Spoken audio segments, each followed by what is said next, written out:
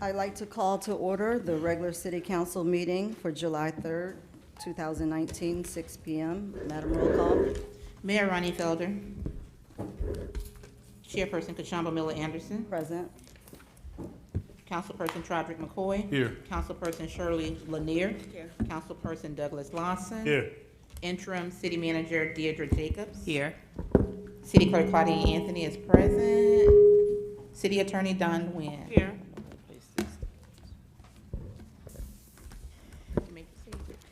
We'll have a moment of silence followed by the Pledge of Allegiance led by Councilwoman Lanier.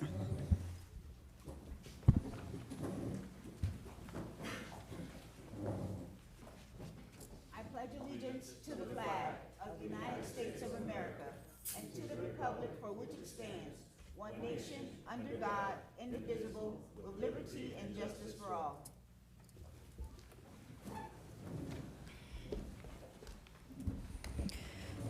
Do we have any additions, deletions, or substitutions? Any disclosures?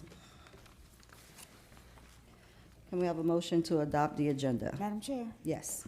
there was an item that I wanted to pull. Okay, that's coming up in a little bit, Okay. not yet. Can we have a motion to adopt the agenda? So moved. Second. Madam Clerk, I'm sorry, go ahead. Councilperson McCoy. Yes. Councilperson Lanier. Yes. Councilperson Lawson. Yes. Chair Miller Anderson. Yes. Unanimous vote. Consent agenda. All matters listed under this item are considered to be routine and action will be taken by one motion. There will be no separate discussion of these items unless a council person so requests, in which event the item will be removed from the general order of business and considered in its normal sequence on the agenda. Do we have any council members that would like to pull an item from the agenda, the consent agenda? Yes. Okay. Item number 9. Just for the consent agenda, we only have items 1 and 2. Okay. All right, so those are just the minutes. So we're Madam not, yes, If I can, so,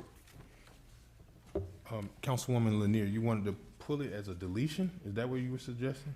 No, I wanted to pull it as even, to even have it for discussion here, because it's something that is supposed to stay in the city manager's office, and Okay, Yeah. it'll be Okay. discussed.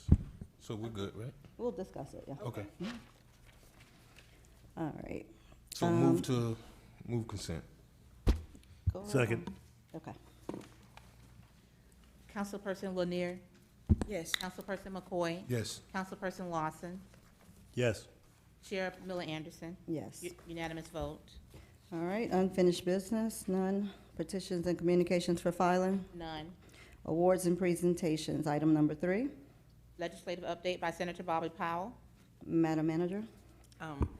Madam Mayor, Senator Powell is here to give us a legislative update. All right. Senator Powell, welcome. And we have House Representative Mr. Al Jaquette. Thank you.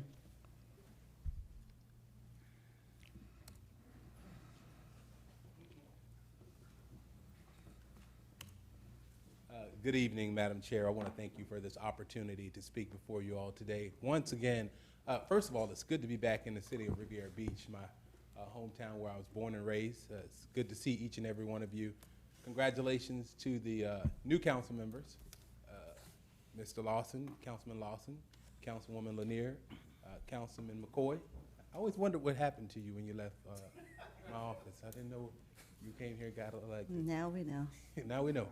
Where is it? Also, I've had the opportunity to work with your city manager in the past in my previous job, and also as a part of the legislature. Let me just let you know that your city attorney, Ms. Dawn Nguyen, is one of the best. She was our legislative delegation attorney when I was, well, I'm still in the legislature. I want to thank you, Ms. Nguyen, for all of the work that you've done and to continue to do. It's good to be here before you. And I just want to say to some of you, thank you for the work that you're doing. You all are, we have our separation of powers. We do the things on the state level, but having the opportunity to talk to Councilwoman Kashamba Miller Anderson about the things that go on in Tallahassee. I'm consistently on the phone with Mr. McCoy with regard to the things that we're working on in Tallahassee as well. and it's just good to have that home relationship between you all. I also want to applaud you because I think about this. I am, and if you don't know, the first person to be born and raised in Riviera Beach, a native of Riviera Beach, to be elected to the state senate, and actually the first African American from Palm Beach County to serve at the Senate level.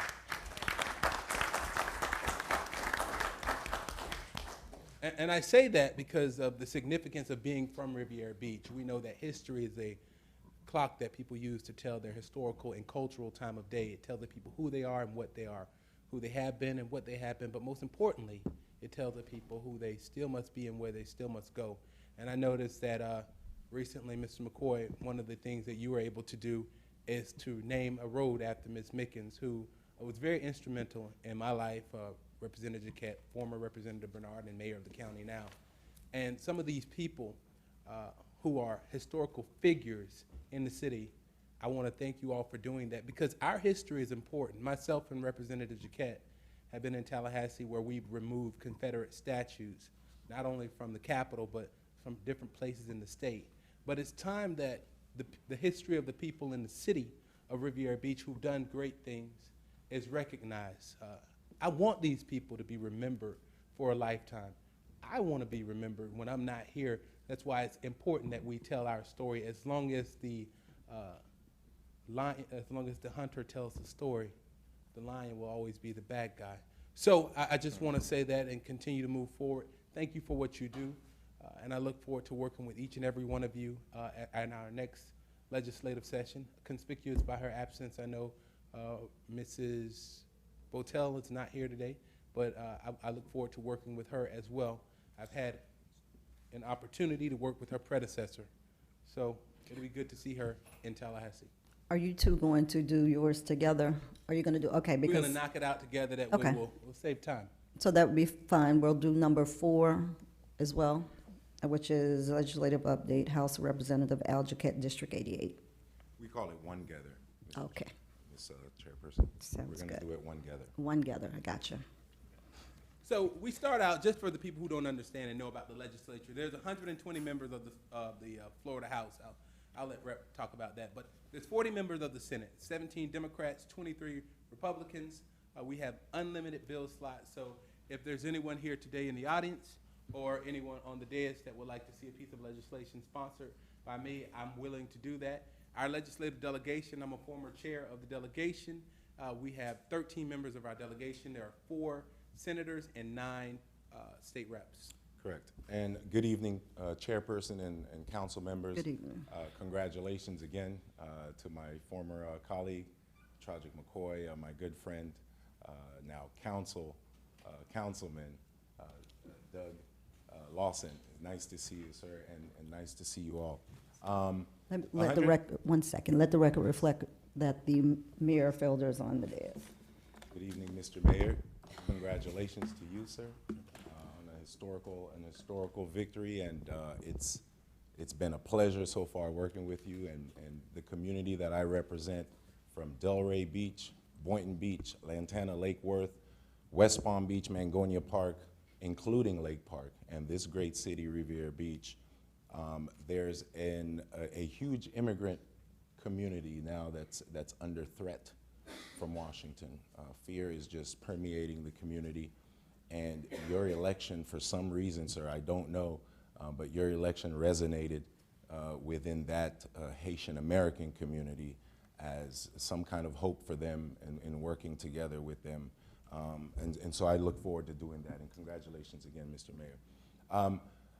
Council, the House has 120 members, as you know. We've got roughly 151,000 residents that we represent. I just highlighted some of the municipalities that are included in this district, District 88. We call the Senate the upper chamber for a reason. The air is not only a little cleaner over there, but they have unlimited bills that they file, while in the House, we are limited to 6. 6 bills can be filed, so imagine doing that musical chair, making sure from a district as stretched out as 88, making sure that 6 bills cover the major issues and things that you want to address within your district. Just as a side note, tonight we're here to give you an update, but be mindful that I will be back giving my list of either complaints or requests, because I am a resident here in Revere Beach and have been a resident since December.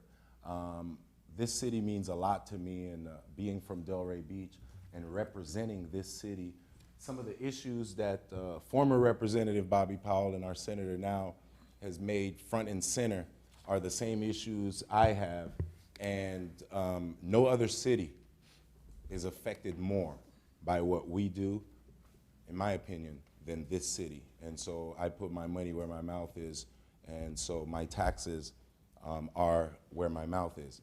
Go ahead, sir. I'll run through my committees real quick. In the Senate, I sit on the very important and powerful Appropriations Committee. I am the Vice Chair of the Appropriations Subcommittee on Agriculture, Environment, and General Government.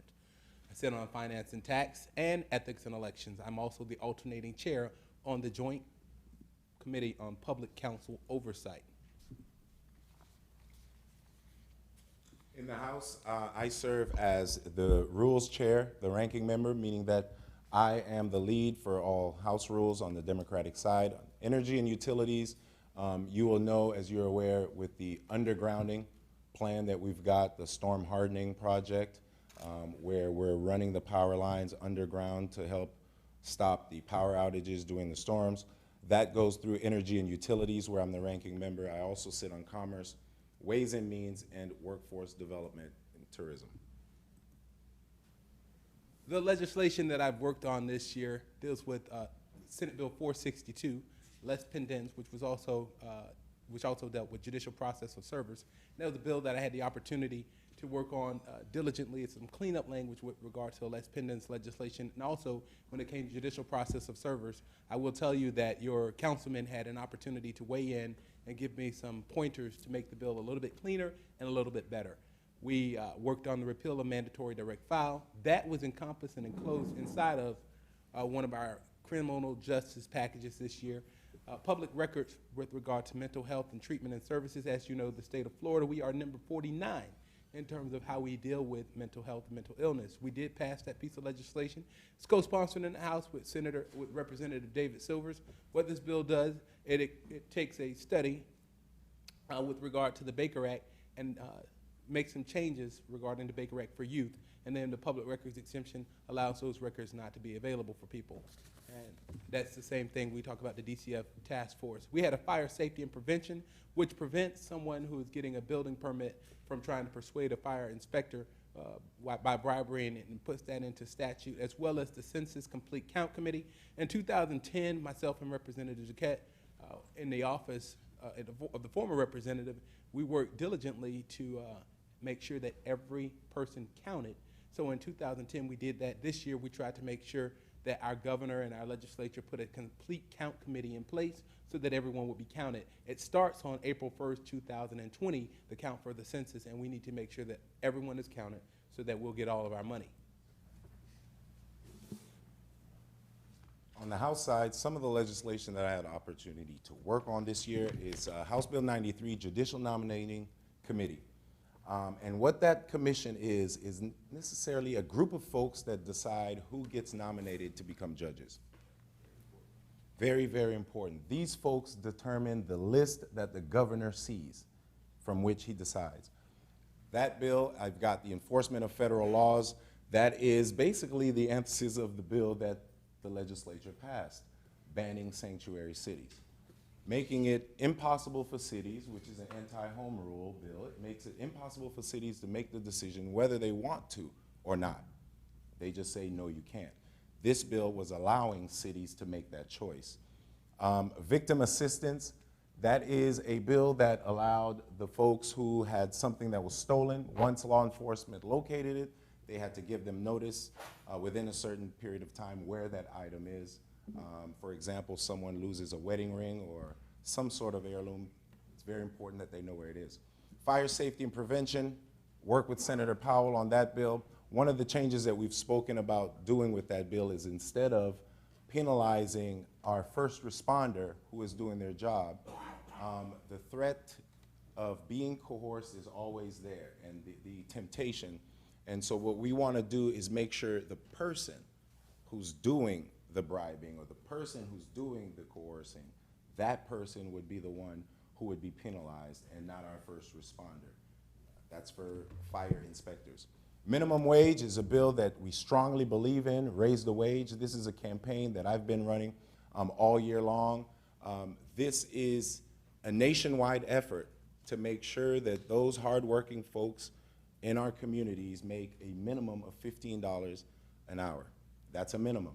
The reason is we realize that when we're spending money in law enforcement and we're spending money in after-school programs, we're spending money on resources that we seem to never have enough of. But then we don't realize that the way to solve a problem is not trimming the leaves, it's to cut the roots. And the root of the problem is mom and dad are not home.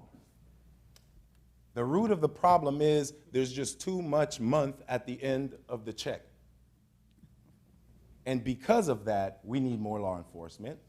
Because of that, we need more after-school programs. And because of that, our resources are being depleted.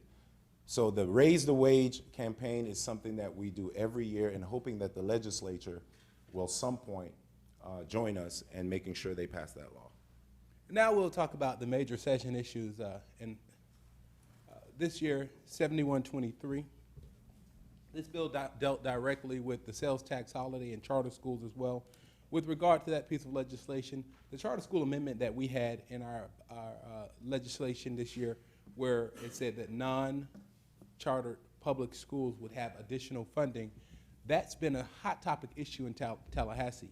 So in order to make sure that we were able to pass that, for Palm Beach County, the way it was, the issue was charter schools wanted to receive some of that funding. Now, in the future, all charter schools, if we do another referendum like that, anywhere in the state of Florida, that money charter schools will be eligible for that money. However, at this time, we passed the legislation to make sure that if our language was already there, that would not be there for the charter schools. It also lowers the commercial rent tax from 5.7% to 5.5%. That's for businesses that are renting, and sometimes businesses are renting from another entity that's the same business.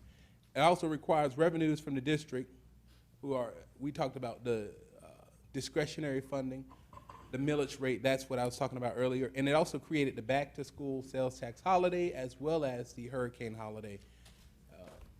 We want to talk about the felony threshold? Well, one of the things about, let's go to the business sales tax. I sit on the Ways and Means. One of the reasons that's very important, imagine you've got small businesses in Revere Beach, and that person wants to hire one more hairdresser, one more landscaper, wants to buy one more truck, but they can't. Why? Because the taxes are just too much or they're paying too much. When you decrease that business rent, it really, really helps the small businesses and not necessarily the big ones. Felony threshold was very, very important this year. We finally got it moving. Florida was at $300. $300 Florida was at, when Texas itself was at $2,500, I believe. Meaning that if a child stole something or was accused of stealing something that was worth $300 or more, that's a felony. And we know what category they put you in when they slap that F on you. That's another subject. And so we were able to raise that this year to $1,000 from the $300. That's huge.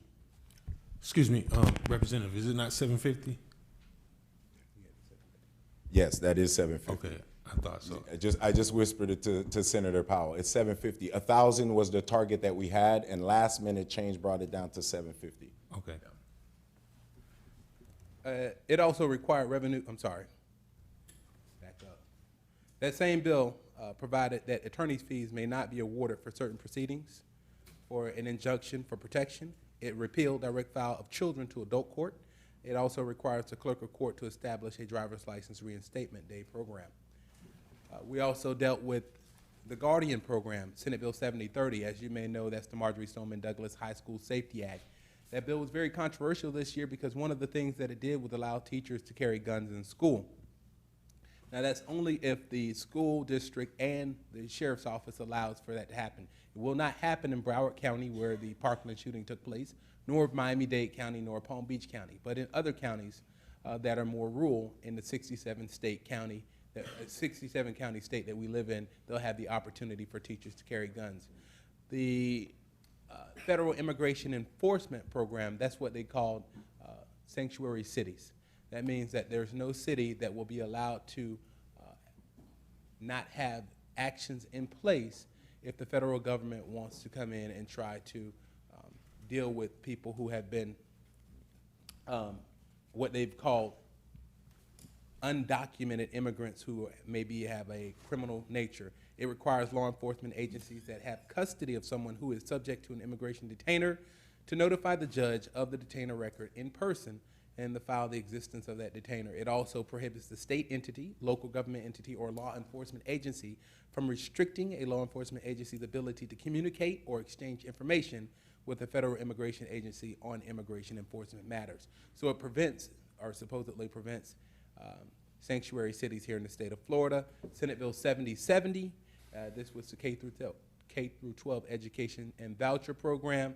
This bill creates another voucher program, the Family Empowerment Scholarship, with money for Florida's education finance programs to send children to school. This bill this year did something different than it's done in the past. Now you'll actually have general revenues that can be used for this type of funding. Previously, it was able to be money from corporate tax scholarships. It diverts funds collected for the Hope Scholarship, an estimated $7 million to fund the existence of Florida tax credit scholarship programs. And also the bill, while the bill revises the Best and Brightest Teacher and Principal programs, it also removes the ACT and SAT requirement incentives, so that remains for the bonus for those teachers who are not permanent salary, for not permanent salary increases for the best and brightest teachers. Before the senator get into our brief discussion on Amendment 4 legislation, that was probably one of the most disrespectful things I've ever seen in any legislative body. The federal immigration enforcement, I want you to imagine this, because a lot of times they piecemeal a big puzzle and you swallow piece by piece and not know what that puzzle is. So what this bill does now, it hog-ties local government and tells you, you have to cooperate with ICE, you have to cooperate with federal government. Well, that's not even allowed by the Constitution, because federal immigration laws are relegated expressly to Congress. And now a state government is telling a local government how to deal with it. That's one problem. We'll let the courts handle that. Now, when you stop someone, when you detain someone for any reason, now you have to run their background, and if they come back as an undocumented, you have to cooperate. What does that mean? The resources that your officers are already short on, they have to, whatever they transport, print, whatever resources they have to use to do that extra work. Then we've got another bill that we haven't touched on, texting while driving. That's a whole other reason now to pull you over. When they pull you over, remember, we already established, once you're pulled over and there's a reason to detain you, what can we do? Run immigration background. Once we do that, if something comes up or it's questionable, what do? Contact federal immigration. So the pieces are coming together in such a way that this fear that I spoke about earlier, Mayor, is real. And if you look in South Florida, nowhere else, I believe, around the country, do you see that kind of fear. And what they're doing is these pieces are just coming together the same way that they do other things, like Amendment 4. So we'll talk about Amendment 4. As you know, Amendment 4 was the bill that was very controversial this year in terms of the legislature. It wasn't controversial when it was passed by nearly 65% of voters. Now, that particular bill allows for someone who's finished their sentence to have their rights restored. We, as the legislature and the Senate, believe that we did not need to take any further action, because if someone had completed their sentence, we believe that the intent of the language in the bill or on the ballot, the amendment, said that once someone had finished their sentence and they were no longer incarcerated or on probation, they would have the opportunity to have their rights restored. However, the legislature, in its infinite wisdom, decided otherwise and felt that completion of sentence terms indicated that they needed to make sure that they paid restitution or any fines or court costs. The issue is that the state does not have a mechanism or a tool to make sure that someone has finished their fines, fees, or court costs. Therefore, we have to come up with that tool, and in the meantime, the steward of that will be, I believe, the Department of State or the Secretary of State, looking at that to determine who should have the opportunity to have his or her rights restored. That has been a problem. That also leads into something else that you may have heard about, raising the threshold in order to get an amendment on the ballot up to 66%, based on the impetus that people were able to get this amendment to have to have rights automatically restored. That's been a problem. I, along with all of my Senate colleagues, as well as I'm the vice chairman of the Florida Legislative Black Caucus, we took a caucus position in that caucus as well as a Democratic caucus position in the Senate to vote against that piece of legislation because we did not feel that it needed anything else in order to be implemented. That bill means that there's 1.4 million people who would automatically have their rights restored. This would chop that either in half or by 1/3. So we are still encouraging people to go and sign up to have your voting rights restored. However, if you do have fine, fees, or restoration or issues, we know that the Florida Rights Restoration Coalition is working to raise money to try to make sure to pay those or help pay those fines, fees, and restitution. And imagine this, Council. I love giving perspective, and when I'm on the House floor and I give my debate, as an attorney, I can't help but to give my perspective on these laws. Amendment 4, where over 65% of Floridians voted for. There were more people who voted for that amendment than who voted for Rick Scott for Senate. There were more people who voted for Amendment 4 than who voted for Andrew Gillum for governor. There were more people who voted for Amendment 4 than who voted for Ron DeSantis for governor. And definitely more people than any of us in the legislature. So what do we do when we get up in the legislature? The first thing that other party does, they get up there and they say, the people were wrong, they were confused, they didn't understand the language, they were misled, they were bought off. So now they change what you voted on and made it what they wanted to be. Remember, these are the folks who received maybe 20,000 votes. And they're now trying to change the threshold for you to put something in the Constitution. I'll tell you what the sponsor in the House said when he was talking on the House floor. He said he hates the idea of legislating in the manner of people putting things in the Constitution. Wouldn't that be the purest way of legislating? For the people to decide what they want their law to be? He said he does not like that. You voted for him, and that's his job. So we're going to turn around now, raise the threshold you need to put anything on petition, make it more difficult for you to collect petitions, so this way you won't be able to change this again. Think about, when did people start losing their rights to vote for felonies? Did you ever think about that? Was that always? You have a felony, you can't vote? Think about that. And if you find that historic moment, you'll be surprised what was happening during that time. Because the United States Constitution says nothing about felonies. Yes, Senator, let's go into texting. As you all know, July 1st, many of the bills that we passed in the legislature have gone into effect. Over 100 bills this year started on July 1st. Of those was texting while driving. Because of my background and my filter, I was not able to support this piece of legislation. However, it is the law, and I think that it could be a law that will potentially save lives, but it could also potentially endanger some lives. So I've worked with some members of the community, and I've talked to an attorney who's also here in the room, and we're working on putting together a workshop to just prepare people to deal with this texting while driving issue. It prohibits a person from texting, emailing, instant messaging while driving. The ban changes this from a secondary offense to a primary offense. So if there's a police officer who sees you with a phone in your hand while you are driving, then you can be pulled over and ticketed. It prohibits the use of a handheld wireless communication device while driving in a designated school crossing, school zone, or work zone. That means if you see construction zone or school zone and you got your phone in your hand, near your head, or anything, you can be pulled over and ticketed. From October 1st, 2019 to December 31st, 2019, law enforcement officers may provide a verbal or written warning. Also, please keep in mind that beginning January 1st, 2020, they may issue a uniform traffic citation for a violation which is punishable as a moving violation with 3 points assessed against the driver's license. The first citation is $30 for the first violation. I believe the second violation is $60.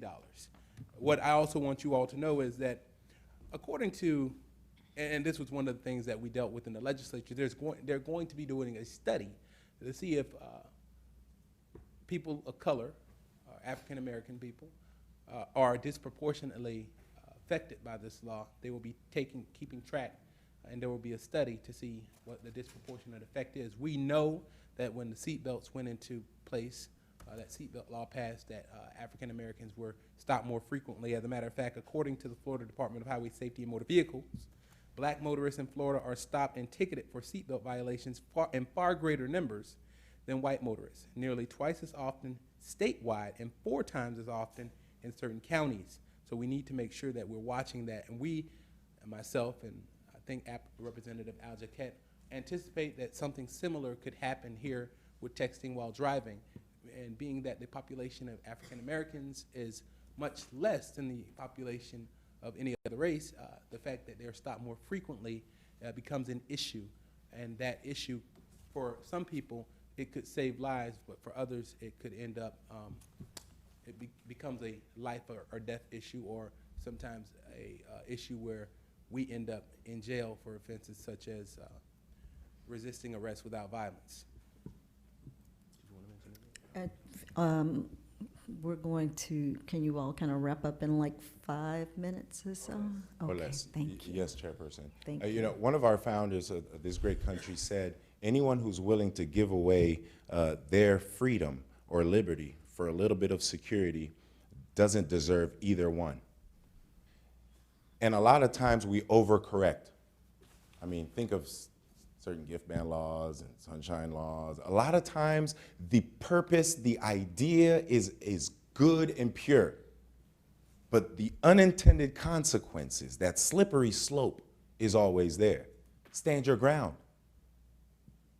The idea was pure back then.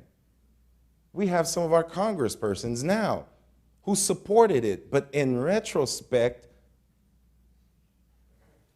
the unintended consequences.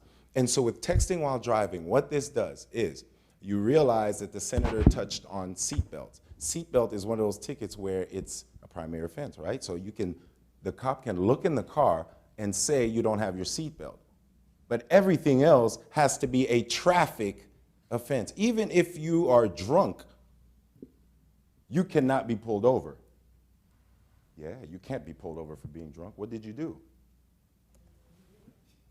You must swerve, you must run a stop sign, you must run a red light, you must speed, and that's when you're pulled over. You give them an indicia to pull you over. But the texting is, I saw you texting. No, I wasn't. I saw you texting. No, I wasn't. And that's where the problem is going to be. Will it save lives? Perhaps.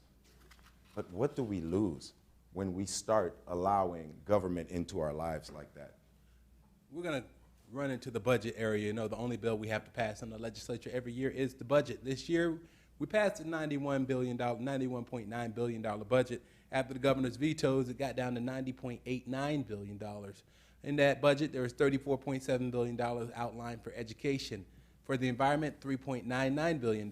Healthcare, our biggest area of the budget, $37.67 billion. In economic development, $15.2 billion, and that was the area that we talked about for affordable housing. This year, $200.6 million was in the Affordable Housing Trust Fund. Hurricane Michael recovery, $1.86 billion. And then for the appropriations request that I worked on this year, you'll be happy to find out that in education, the Riviera Beach Early Learning Pre-K pilot program for a second year in a row was funded to the tune this year of $150,000. Last year, we got funded at $100,000. Also, for the city of Riviera Beach, we worked on the Palomoso Park roadway project. It was a $2 million request. We unfortunately were not able to get that through. I will tell you that we worked diligently with our good friend lawyer and homegrown own Sean Pittman to push that through. Unfortunately, we didn't make it to the finish line. Other areas here that were important, we got the money for the African American History Museum and Library, for the historic Roosevelt, $150,000. I worked with Representative Al Jaquette to put that in the budget. And then for the Boys and Girls Club, we got $3.62 million, 6.5 throughout the state of Florida. Jerome Golden, $100,000. That's down from $500,000. And those are the issues in the budget area that we were able to work on together to push through. And in the House, some of these things Senator has already mentioned, the African American History Museum. We've got in town of Lake Park, Jerome Golden Center, and in Riviera Beach here, the early learning to kindergarten. Very important because an ounce of prevention is worth a pound of cure, and we truly believe that. You'll see that my focus in the House is on economic development if you look at the committees, because truly, if you stimulate an economy, you put money in the people's pockets, I truly think their quality of life is much better. We wrap that up with introduction of my staff. My staff today with me is Tomas Alcala. He's here, his information, Tomas. If you need anything, you can contact Tomas Alcala at alcala.tomas@floridasenate.gov, and Nasby Chowdhury, who's not here today, as well as Riviera Beach's own Marion Dozier, who is also not with us tonight. Our district phone number is 561-650-6880. And for our office, here I've got Mr. Erwin Nessie, who's sitting right there.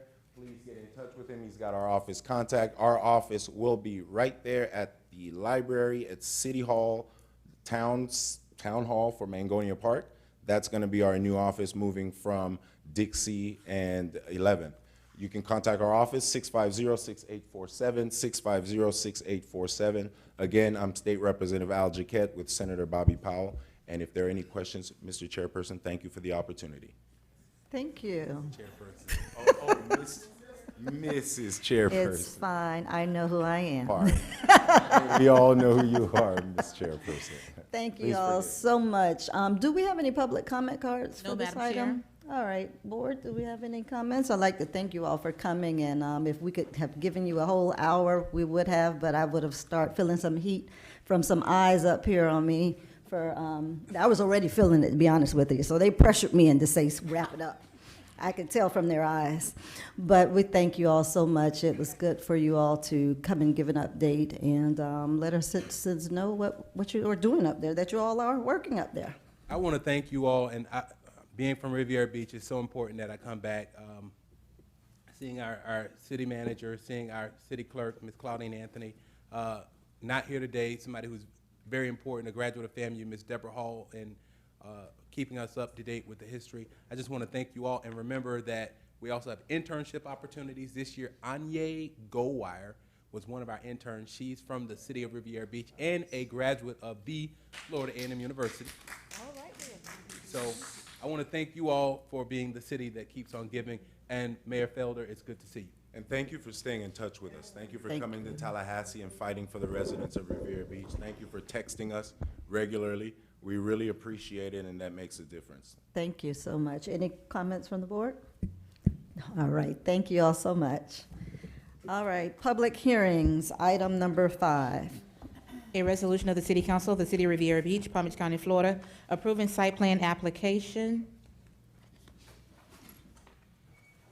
from DR Horton, Inc. for the real property located at 3301 Broadway, associated with parcel control number 564342280000010120, totaling 9.5 acres of land in order to facilitate the development of 89 new townhomes and providing for an effective date. Madam Chair, we do have public comment cards on this item. All right, do we have a motion?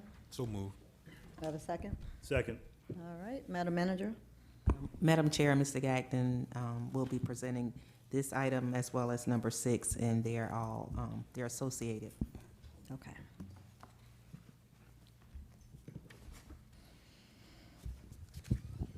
Thank you, Madam Manager. Jeff Gagnon, Acting Director of Development Services. Good afternoon, Honorable Mayor and Council, public and staff. If it pleases council, what I'd like to do is discuss agenda items 5, 6, 7, and 8 during one presentation. Items 5 and 6 are resolutions under public hearing. It's for a site plan and plat associated with the Riviera Cove project located at 3301 Broadway. We also have 2 ordinances on first reading, items 7 and 8. One is for a future land use map amendment and one is for a zoning map amendment. I think for just ease of discussion, it's beneficial to have all 4 items discussed simultaneously. However, staff is not asking for board action on all 4. We can always go back and touch on any additional items for the individual components, but again, I think it's easier to discuss all the items concurrently, if that pleases council. All right. Council, are you all okay with that? Yes. Okay. Okay, thank you. So again, we have the 4 items before us. The staff numbers are listed for reference. The order listed before you on the PowerPoint is different than the order that appears in the council agenda, but for discussion purposes, our land use item is staff number LU-1802. The zoning item is RZ-1801. Site plan is SP-1809, and the plat is PA-1802. Just to provide the board and general public with orientation to the site, the site location, 3301 Broadway, is located west of Broadway, north of Blue Heron Boulevard, and south of Silver Beach Road. It's highlighted before you on the screen. And zooming in a little closer, you'll see the project is just south of West 34th Street and west of Broadway, also known as US 1. This site historically functioned as a trailer park for the community. The development pattern to the south, and if I go back, the development pattern to the south used to exist on this site. Those units were removed a few years back now. So this proposal would provide for redevelopment of the site for a townhome type of development that would be for sale units. So as already read into the record, this is the title block for the site plan resolution. Being that the site plan and the plat resolutions would be effective on second reading of the ordinance, it might be beneficial to ask that we just move those items to the second reading. The other option, if it pleases council, is the resolution could be approved. However, the effective date would only occur on the second reading of the ordinance. So I think historically council has chosen to just shift those resolutions to the second reading whenever that meeting occurred, which we would anticipate our next council meeting. But just for reference, this is a color rendering of the site plan. You can see, and I'm going to use the mouse here just so it'll show up at home as well. So here's US 1 or Broadway heading north and south. The roadway would have a private road heading east and west, which would cul-de-sac at the west side. The townhouse units would be provided on the north and south side of the site. There's locations for general parking beyond just parking within the driveways. This was something that staff and the development team worked on pretty closely, and we have a slide a little later on that kind of shows the parking study and how the site could function in the future. One of the other main components that's very important to recognize is the city's comprehensive plan discusses connectivity of Avenue E north and south. Currently, there is platted right-of-way that exists at this portion of the development site. And what this proposal would do is actually connect this roadway on Avenue E and plat Avenue E running north and south. This is with the hopes of when the southern parcel is developed in the future, this development pattern would continue and we would eventually have connectivity of Avenue E all the way north and south, all the way to Blue Heron Boulevard. So this is one of the major components of this project, and it's worthwhile mentioning and focusing on for a moment. Just for the record, the site plan of record is attached as Exhibit A. We have the diagram or parking study that I described briefly before. It's kind of tough to discern on this slide, but what the red icons are actually little vehicles.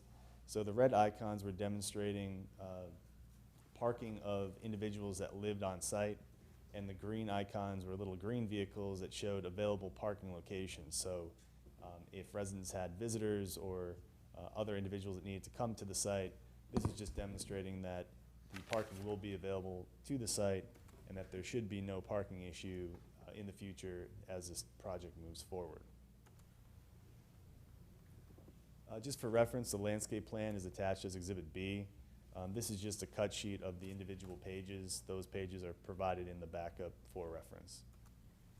I do want to mention also that staff and the development team spent a lot of time ensuring that we're following right tree, right place principles. In other words, don't plant a live oak next to a water main or next to a driveway. We want to make sure that the landscape palette's going to be appropriate for the size and space that's available. So we spent a lot of time working with the development team to make sure that the landscape plan will be, colorful and lush, but also appropriate. It won't pose any issues in the future for property owners or the city. Following the CRA meeting, there was discussion of the architectural elevations and the color renderings that were provided. One of the comments was the previous color palette selected seemed kind of drab and didn't really seem appropriate for the city. So what the development team did is they kind of went back to the drawing board. They looked at what additional architectural features could be added. They also created what I believe to be a more modern color palette for the site. I'm not sure exactly what type of architectural design this would be described as, but it seems pretty in line with what we're seeing now throughout the county. And I think it looks much brighter than the previous proposal. So this is the new color rendering that's being proposed. Just as backup, the elevations for the buildings are provided as Exhibit C. We have elevations for the 4-unit structure, 5-unit, 6-unit, as well as 7-unit. The original color elevation we were looking at was the 7-unit proposal. For the record, the Planning and Zoning Board did review the proposal on May 23rd. They unanimously recommended approval to City Council. City staff also recommends approval of the site plan application with 11 conditions of approval. The first is a 2-year landscaping performance bond for 110% of the value of landscaping and irrigation. 2 is that construction must be initiated within 18 months of the effective date of the resolution. 3 is that all future advertising must state the development is located in the city of Riviera Beach. 4 is development must receive final certificate of occupancy from the city for all buildings and units approved within 5 years of approval. 5 is once approved, the adopting resolution shall supersede the previous site plan approval. 6, once approved, the city council authorizes the city staff to approve future amendments to the site plan administratively, so long as the site plan does not deviate greater than 5% or 1,000 square feet, whichever is less from the originally approved site plan. And those are our boilerplate conditions. That's why I kind of went through them rather quickly. The following conditions are more unique for the projects. Condition 7 is prior to receipt of certificate of occupancy or certificate of completion, applicant must provide a 10-foot by 30-foot palm tree easement. Additionally, bus shelter installation and maintenance shall be required. Condition 8, the property owner shall record the plat within the official records book of Palm Beach County prior to the issuance of a certificate of occupancy or certificate of completion. The plat will be discussed as agenda item number 6. Condition 9, in order to increase neighborhood stability, all units sold must be owner occupied for the first year after the initial sales date. Condition 10, the property owner is responsible for completion of the Avenue E roadway extension to West 34th Street, located on the north side of this development, prior to city issuance of a certificate of occupancy or certificate of completion. This is identified on the site plan as avenue to be extended to West 34th Street. Condition 11, the property owner agrees to allow the completion of Avenue E within the public right-of-way when the adjacent property to the south is redeveloped in the future. This is identified on the site plan as future right-of-way to be constructed when adjacent property is redeveloped. So that concludes the presentation for the site plan as well as the conditions of approval that staff is recommending. If I may ask council if there's any questions on the site plan component, or should I go to the plat? Can I ask one question, Madam Chair? Go ahead. I want to ask the question in regards to the owner occupied. I thought that we said that it would be more than 1 year. I'm not familiar with that comment, ma'am. I think it should be more than 1 year for owner occupied for this development, because it'll end up being a situation where a person buys a property and the next thing you know, it's all investment property and it's no longer people are living in there who actually own the property. So I have a little problem with the 1 year. Okay. I know the condition was provided to Planning and Zoning Board in the same fashion. I know that the development team agreed to the 1-year condition. Perhaps that's something that can be discussed at greater length following the presentation.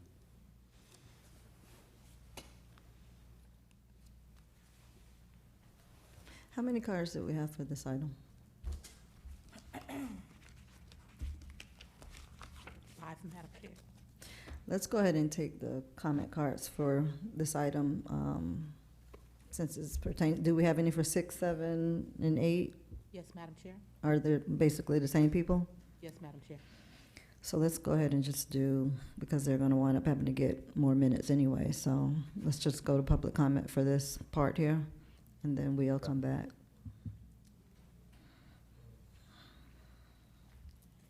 Milia DeAngelis, Bonnie Larson, Cindy March.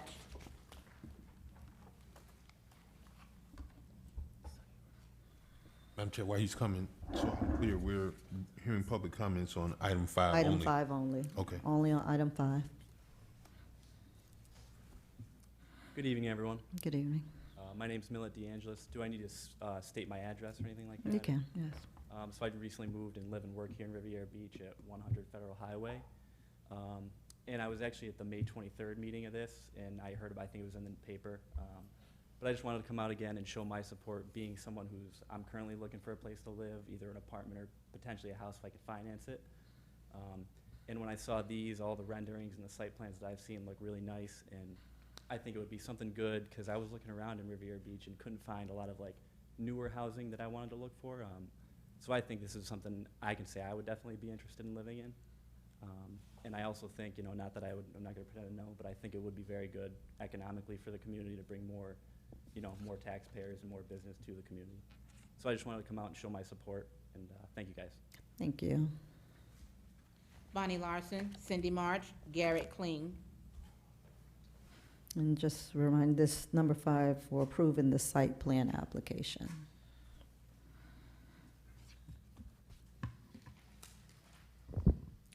Bonnie Larson. I spent quite a bit of time looking at the backup documents. I drove by the property, et cetera, et cetera. There's a lot of twists and turns to this property. You've only been on the job 3.5 years, and you're being hit with some major, major things. This is the first big development in Riviera Beach in years, and you're being asked to make all these decisions like that. You approve them all the way down the line. We have to be very careful with this. We are talking 10 acres of land here. They want to rezone it. They want to change various plans, comp plans, future land use plans. These are big decisions. Jeff Gagnon has been here since he graduated from college, so he's done a lot of work in Riviera Beach, but only in Riviera Beach. He's doing the best he can, but we don't have any department heads. We don't have any experts in various fields here to give you advice. I can't tell you about building, but we have slots available for people who do, and you need to have that information before you make a major, major decision like this. This property is landlocked. The attorney keeps talking about, well, when the trailer park to the south redevelops, we'll do this and that. Forget the trailer park to the south. We're talking about this property only. This property is landlocked. There is no connection to Avenue E at this point. And they say, well, we'll do it when they develop. I know they've been talking to them, that trailer park also. I know that. But we're not dealing with that tonight, and we have to only focus on this particular property. Lots of discrepancies in the backup here. And if you look at that picture right there, I looked at the picture in the backup, and with the 2-car parking in front of your garage, you had one car and then one car in back of you. If you look at that drawing in your backup, this car is crossing onto the sidewalk. That looks like it's about a half a mile. How long is that road? It suddenly got longer tonight. That looks like a half a mile or a mile from the sidewalk to their garage door. Parking, it's a problem with Riviera Beach. I keep saying that. Only 2 parking spots per unit. That's not it. That's not good enough today. I didn't see all those parking spots, those extra parking spots they were talking about. I didn't see anything for handicap parking. I didn't see a lot of things in there. You can't enforce that an owner will live in a property for a year, 2 years. That's unenforceable. So it doesn't matter if they say it's for a year or 20 years or whatever. You can't enforce it. It's not possible to do that. Sounds good, but you can't do it. I looked at the landscape plan in the backup. I saw a lot of circles. I didn't see what type of plants they were using. Didn't see that. We normally say, oh, and a big thing. What we used to get was when they went to the P&Z, we would get a letter was sent out to each department head saying, what do you think about this? What are your comments? I didn't see that now. I don't see it now. I want to see a written statement from the police department, from the fire department and fire rescue saying this is good. These properties are like that close together. We have a fire or an incident, not going to happen. Thank you. Madam Chair, Ms. March has requested that her card be removed. Garrett Clean, Call it in the order you had it in. Move what, removed or moved? removed. Okay. She did not want to speak. Garrett Clean and John Pollock. Ladies and gentlemen of the council, my name is Garrett Kling, and my wife and I chose Riviera Beach to buy an old home and to fix it up. And we love Ocean Reef Park. We love the public beach. We love Phil Foster Park. It is one of the most amazing places, and I think in our entire county, if not our entire state. Yet every morning I wake up and I drive south on Broadway and I see empty storefront after empty storefront and dilapidated building after dilapidated building. I think we can all come to an agreement that this is the type of project that can revitalize Broadway and bring people back to the storefronts there, to bring restaurants and shops. Because I think people come from around the country to Palm Beach County, and they'll come here for our beaches, but they drive down Broadway and they're going north to Juneau or they're going south to West Palm Beach. So I just came here tonight to show my support for this project, because I believe it'll be a great step forward in really lifting the face of Broadway. Thank you and happy 4th. Thank you. John Pollock, Trip Armstrong. John Pollock.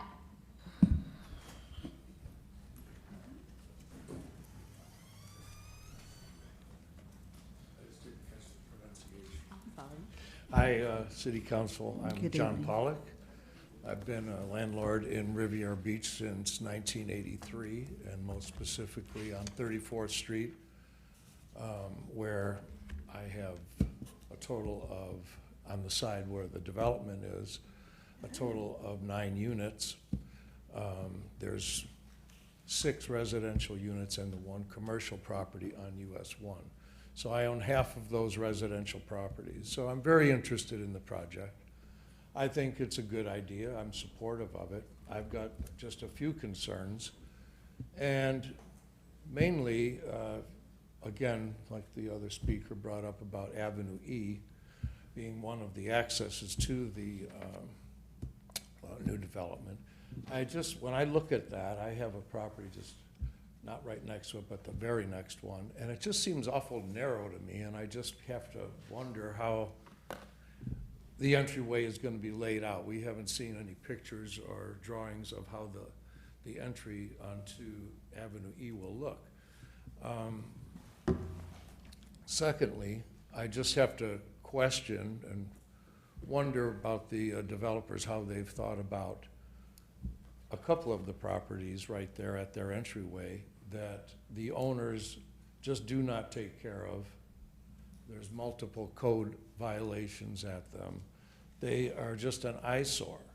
And I sure as heck wouldn't want to spend about $275,000, which I think is the estimated starting price of these units, and have to drive and see that when I'm gonna drive into my $275,000 property.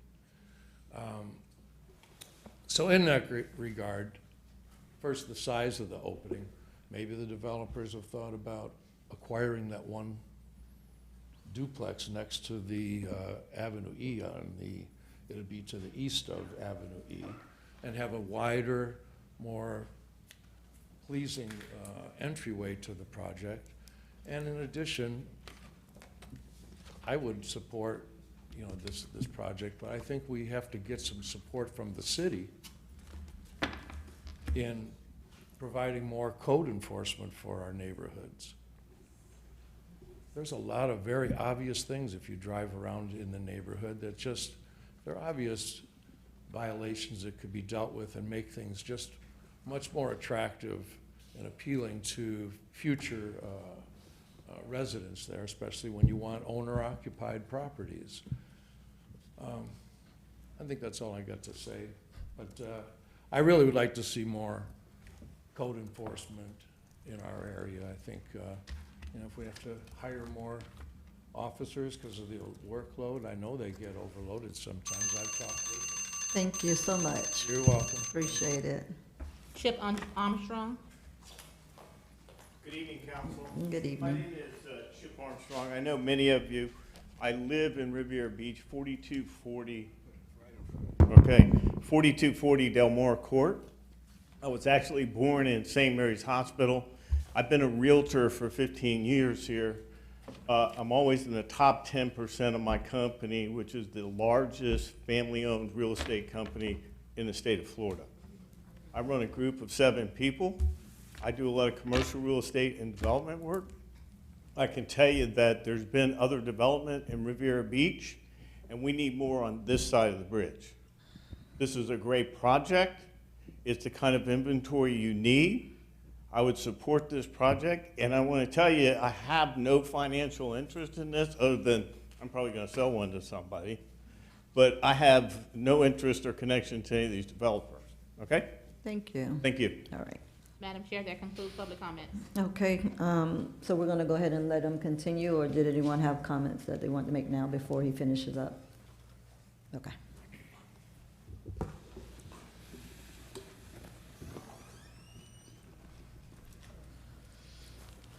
So, Madam Chair, Yes. is it our position that we're not gonna vote on 5 and 6? If so, then wouldn't We are. We're going to vote on each one of them individually. So we're voting on 5 and 6 tonight? It's on the agenda. Right, but he proposed when he first started his presentation that we can defer voting on 5 and 6. Well, why did he not pull it off the agenda? No. He wanted to give the presentation. He gave us 2 options. Mr. Gagnon? Right. Yeah, you talked about putting it to the first, for a first reading, moving the 2 resolutions to the first reading. To second reading. So what, if I may clarify, what staff's found previously is the resolution items for the site plan. Normally, the site plan item is the most descriptive item, and if we aren't able to provide that information to council and the public, the future land use item and the zoning amendment item are much more confusing. In other words, if we can't provide the site plan information, the question we're asked is, well, why are we considering a future land use map amendment, and why are we considering a zoning map amendment? Being that the site plan resolution requires 1 reading, as well as the resolution for the plat requires 1 reading, there's 2 options that council has. Either the resolutions for the site plan and the plat can be approved with the condition that they're only effective on second reading, or the option I've seen council choose previously is hear this information so they can understand how these relate to the future land use map amendment and the zoning map amendment, which are both ordinances, and then on second reading of the ordinance, bring both the resolutions back, and then we'll simultaneously approve the 4 items consecutively. So why didn't you just do it as a presentation? Why is it listed as a public hearing? Madam Chair, I believe he's given us that option. But I know that, but I'm saying we had that option before the agenda was made. So what was the hesitation? If the city council chooses to approve the resolution tonight with the condition that it's effective on second reading of the ordinance, that's an option the council has. again, is there a reason why we didn't just do this to begin with, instead of putting it here as if we were gonna vote on it? Because we had that option, we could have done that before, without putting it on here. Am I missing something? Because here's the thing, I don't recall just saying, okay, we're just gonna go through it and then we'll just move it to the second. I don't remember us doing that at any point. So maybe that was done maybe before I got here, but I don't remember doing that. Typically, when something is on the agenda, we vote on it, unless we said we're gonna table it or postpone it or something like that. Council may vote on the resolutions, and it would just be, the effective date would be based on the second reading of the ordinance. What would you all like to do? Madam Chair, I'm not comfortable with voting on something and then it takes effect later.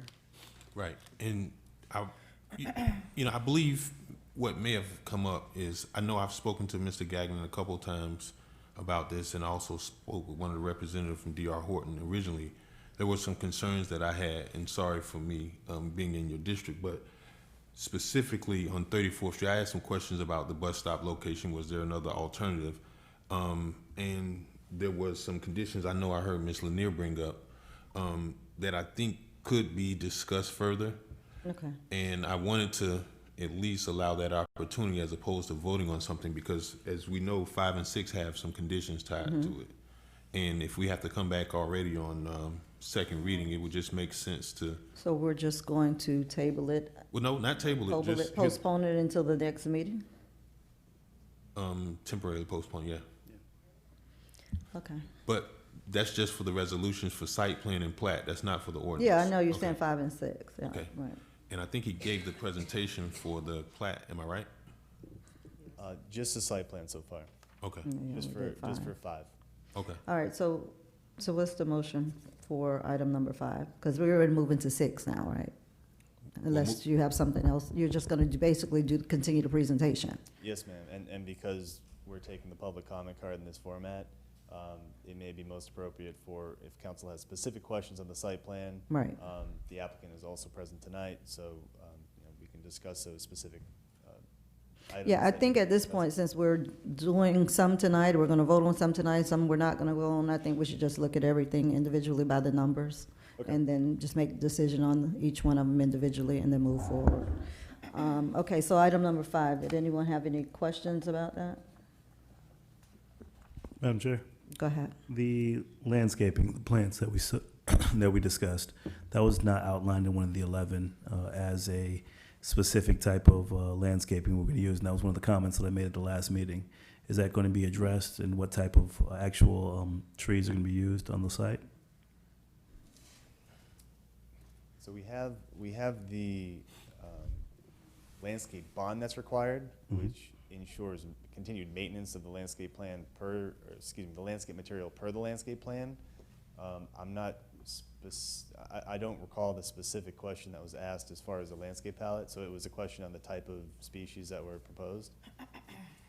So the issue was that we had the same situation happen with the same developer when Thousand Oaks was developed, and the type of species of tree that was used did a lot of damage to the roots and to the base of the driveways, to the plumbing, and to the actual properties over there. And it left the homeowners association in the city in a position where they had to actually go back and repair these damages that were done by the same developer. So I wanted to make sure that we safeguarded that, so that 5 to 10 years from now, we're not in that same situation. Okay, fully understand. This was one of the elements that staff did spend a lot of time with the development team on. What I can do, being that this will come back before the council at our next meeting, I can provide a brief summary, just identifying the type of species used, the fact that they're categorized as having non-invasive root systems, that they'll have a smaller, mature size. So a lot of those issues that we've dealt with firsthand at a lot of our other communities, we don't want that to happen anymore. What we've discussed was root barriers around the trees. What we discussed was the type of trees that we were going to use, palms versus the oaks, just so that we could use a constant beautification of that Broadway corridor and that new community. So those are some of the things that I want to see within the site plan and outlined. Okay, understood.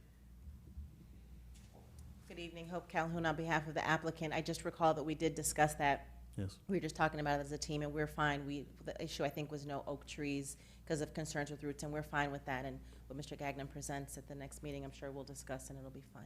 Yeah, one of our 11. and the concern. I'd like to see that in one of our 11, just to make sure it's outlined before we approve anything. Thank you. Thank you. All right, anyone else? All right, so someone want to make a motion to move this item to, when we talk about the other item during second reading? Do I withdraw? Yeah, Madam Chair, the maker of the motion can either withdraw, okay. or you can make an amended motion to move it, just move it to the next agenda. Okay, someone want to do that? The maker of the motion was Mr. McCoy. The second was by Mr. Lawson. Madam Chair, Go ahead. I move to amend to temporarily postpone. Second. Excuse me, specifically to The the next date. meeting, To the next meeting? correct? Is that when the second reading is going to be? Yes, correct, Mr. Gagnon? Next meeting of this month? So When- if the whenever? council approves the first reading tonight, all 4 items will be brought back on our next regularly scheduled meeting. Okay. So Madam basically, Chair. whenever the second reading. Madam Chair, it will not be on the next agenda because there is a 10-day advertising requirement for ordinances that are on the second reading, and that means that it would have to go in tomorrow to make it to be published in the Palm Beach Post on Sunday. So because of the holiday, Have advertised it already. but not for second reading. Second reading still requires a 10-day requirement.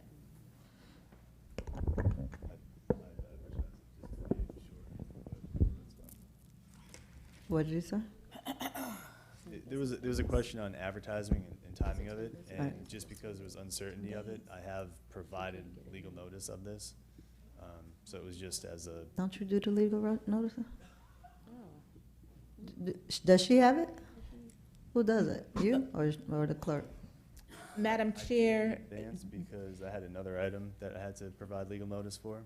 Madam Chair, from what I've been advised, that to advertise for second reading cannot be done unless council approves on first reading. Okay, so where was the legal notice advertised at? Palm Beach Post. Do But the you do that or he does it? If Mr. Gagnon did it, he did it for first reading. As far as second reading, that is the responsibility of the office of the city clerk. That has not been done. Okay, so it won't be on the July 17th. The second reading will come on the first meeting in August. Madam Chair. All right. So he amended, Temporarily postponing until August 7th, Mr. McCoy? and that's assuming that the ordinance is passed tonight We're not passing it. on first reading. Okay. The others, the 7 and 8. Is there not another option for a meeting that we're already gonna be here on? Because I don't, Meaning on the 17th? or even prior to August 7th, like any other special meetings or any other reason that we would be here in July? Maybe the 15th for, we're doing a utility district meeting on the 15th. Do we still catch the 10-day? Oh, yeah, that's even shorter, I'm sorry, that'll be shorter. So there, the 24th, I'm not sure if we're having a CRA meeting, but that would be CRA day. Madam Chair, as a part of my comments, I was going to ask if we could move the utility district's meeting on the 15th until the 22nd, if it could meet that date. Okay, Madam Chair, Yes. well, I want to make sure that there's no contract that's time certain that's tied to this, so that, we don't, throw a whole project down the drain because of, we have a holiday tomorrow. So if that is in fact where we're gonna move utility district, you said the 22nd? yes. Yes, sir.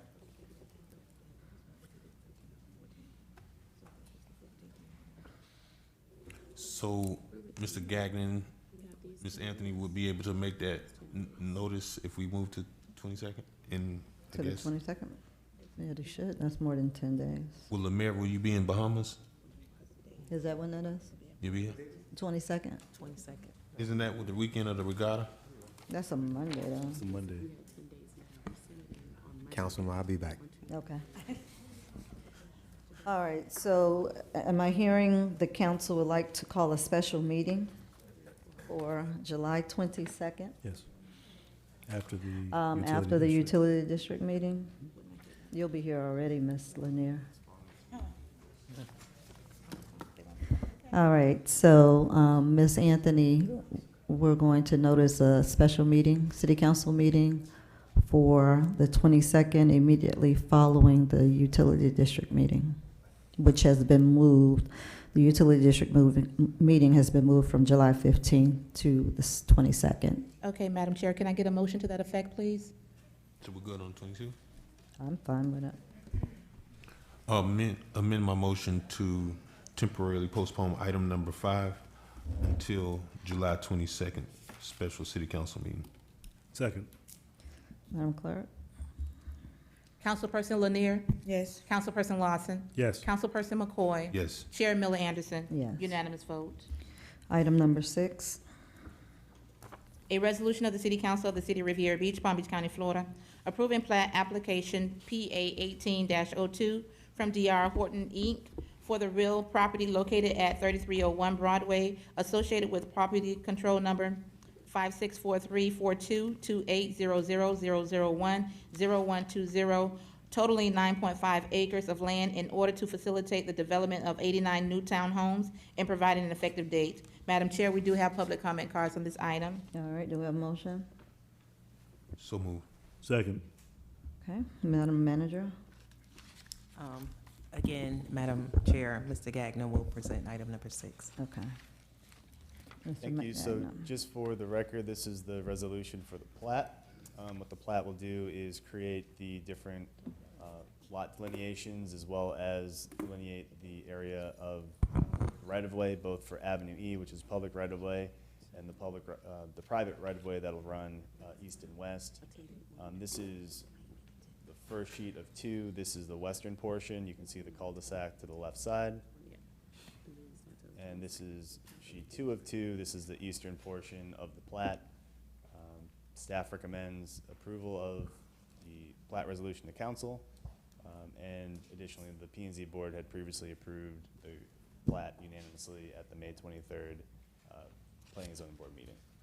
So this, similarly to the site plan, would come back, I guess, at that 22nd meeting. All right, public comment cards?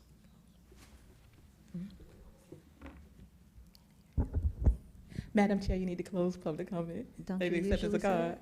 I didn't say it. Okay, go ahead. The acceptance of public comment cards for this item is now closed. Thank Amelia DeAngelis, Bonnie Larson. All right, so these are Mr. comments for item number 6. Mr. DeAngelis?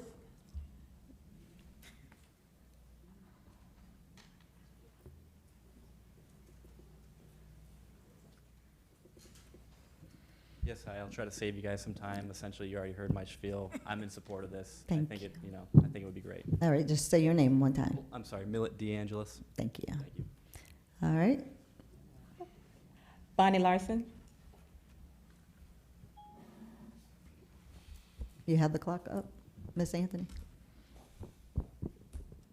Okay. Good evening. Good evening, Bonnie Larson again. Like I said, I spent quite a bit of time looking at this, and we're talking about the layout of it. The DR Horton is asking permission to put 90 units on this little less than 10-acre property. If you all know Gary Ward, he would say this is like putting 10 pounds into a 5-pound flour sack, is what he would say. Very little space between the buildings. And I'm real concerned about fire, police. There's one entrance and one exit. It's the same thing. It's one access point to this property. Forget the other property. We're talking about this unit. There's only one access point. Real easy to close that off if something happens in there. How are people going to get in there? And I want to see those statements from the fire and the police department saying this is good. Also, right in the front of the property, it's Broadway. It's not Broadway Avenue. Right in front of the property, there's a tot lot about that big, and it's right by Broadway. Is that a good place to put a tot lot? There's also a sheltered bus bench there. We know what's going to happen there. I see it all the time. I see the same people sitting on the bus benches every single day. They never take the bus, but they're sitting there. Now we're going to have a covered one there. Is that a good idea as far as loitering? Lighting, I only counted 4 light poles in the whole property. 10 acres, I counted 4. When the attorney was here at the P and Z meeting, she said, no, we're doing lighting. 4 is what I counted. Security, the attorney said they're on their own. They'll do their own security. A lot of people live in this area. The guy across the street, he owns a motel over there. He was very concerned. There's a lot of iffy people in this neighborhood. But the location of things, like I said, right on Broadway, and they did a traffic study, almost 600 trips per day. Imagine that, letting out onto Broadway during work. You're trying to get to work, 600 trips this will add. So think about this. I didn't see the extra parking in there. I really didn't. I really want to know about that, the driveway in front of the units, because in the other photograph, it shows the cars crossing the sidewalks there. So I think they could do better with the layout, the extra parking that I did see. I didn't see any 100 and some extra parking. What I saw was in a very kind of inconvenient area. Let's say you're having company and grandma's coming to visit you in her wheelchair. Well, she's got to wheel all the way down to the cul-de-sac to see you. I didn't see it laid out very well. They're asking you permission for this. It's up to you. So you make the decision or postpone it until we have department heads who know better about this than any of us. Thank you. Thank you. Madam Chair, that concludes public comments. Okay. Mr. Gagnon for council. Like to make a motion for item number 6, unless anyone had any questions. All right, Just one question. go ahead.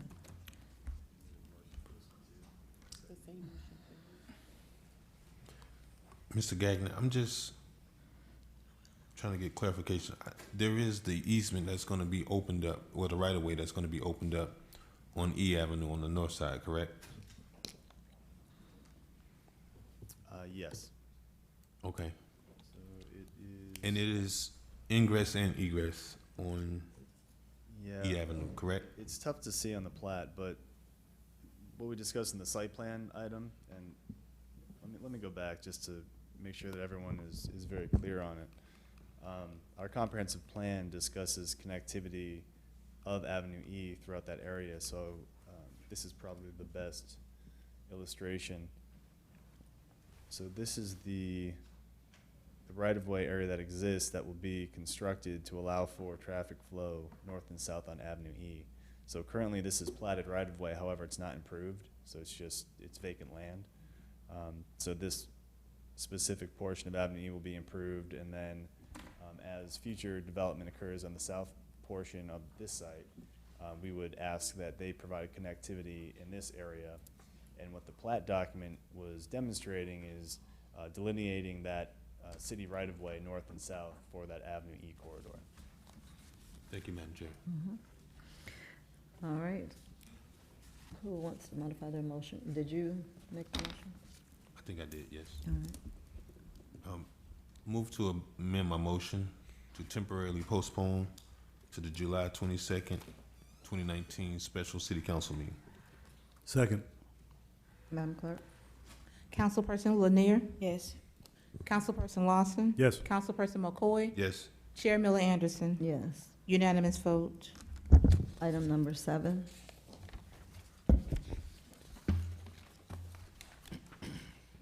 An ordinance of the City Council of the City of Riviera Beach, Palm Beach County, Florida, amending the city's comprehensive plan by changing the future land use map designation from high-density multifamily future land use to downtown mixed-use future land use for the property located at 3301 Broadway, totaling 9.5 acres of land identified by parcel control number 564342-2800-001-0120 to construct 89 townhomes and providing for an effective date.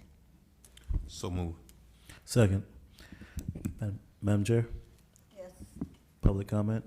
Want to go into public comment before we go into the, I was gonna try to finish up 7 and 8, see how we go with that, if we can get through that fairly quickly, and then we'll go to public comment.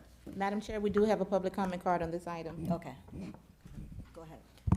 Madam Chair, Mr. Gagnon will be presenting items 7 and 8, and they're both associated. Thank you, Madam Manager. So as read into the record, this is the first reading of an ordinance associated with a future land use map amendment for 3301 Broadway. This will help facilitate the Riviera Cove project. Currently, the parcel has both split future land use designation and split zoning. This particular ordinance discusses amendment of the future land use map. This is the existing condition now. As you can see, Avenue E functioned as almost a divider of this parcel. And what staff is proposing, the current conditions on the left and the proposal would result in a consistent future land use designation of downtown mixed use for that entire parcel.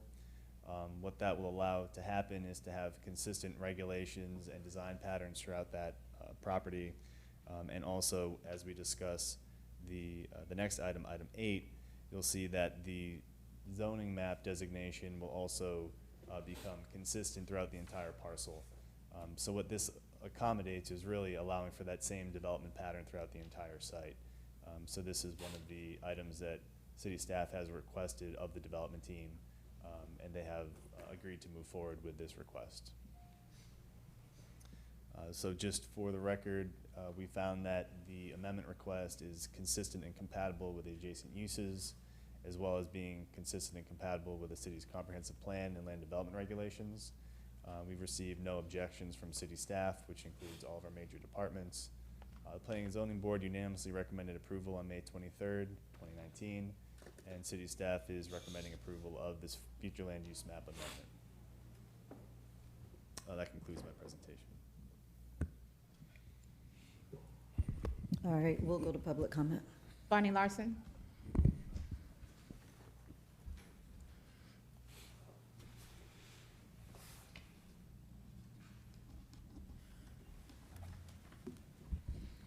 Bonnie Larson, it's all kind of running together for me here. I'm going to disagree about the Avenue E thing again. At the planning and zoning meeting, the attorney said that right away in the middle of this 10 acres, that belongs to them. That's private property. That belongs to D.R. Horton, okay? They said we will allow the property to the south to use the connection, but there is no connection. There will be no connection because that's private property on this site. They're not going to let somebody else take 50 feet of their property from this land to use as a roadway. And who's going to pay for all this? But right now, cart before the horse. These things have to, access points have to be taken care of before the first shovel is shoveled.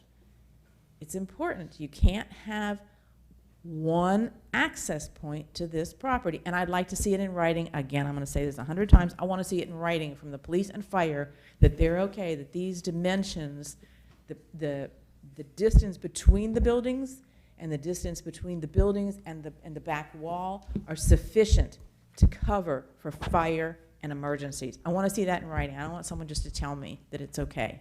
Thank you. Thank you. Mr. DeAngelis?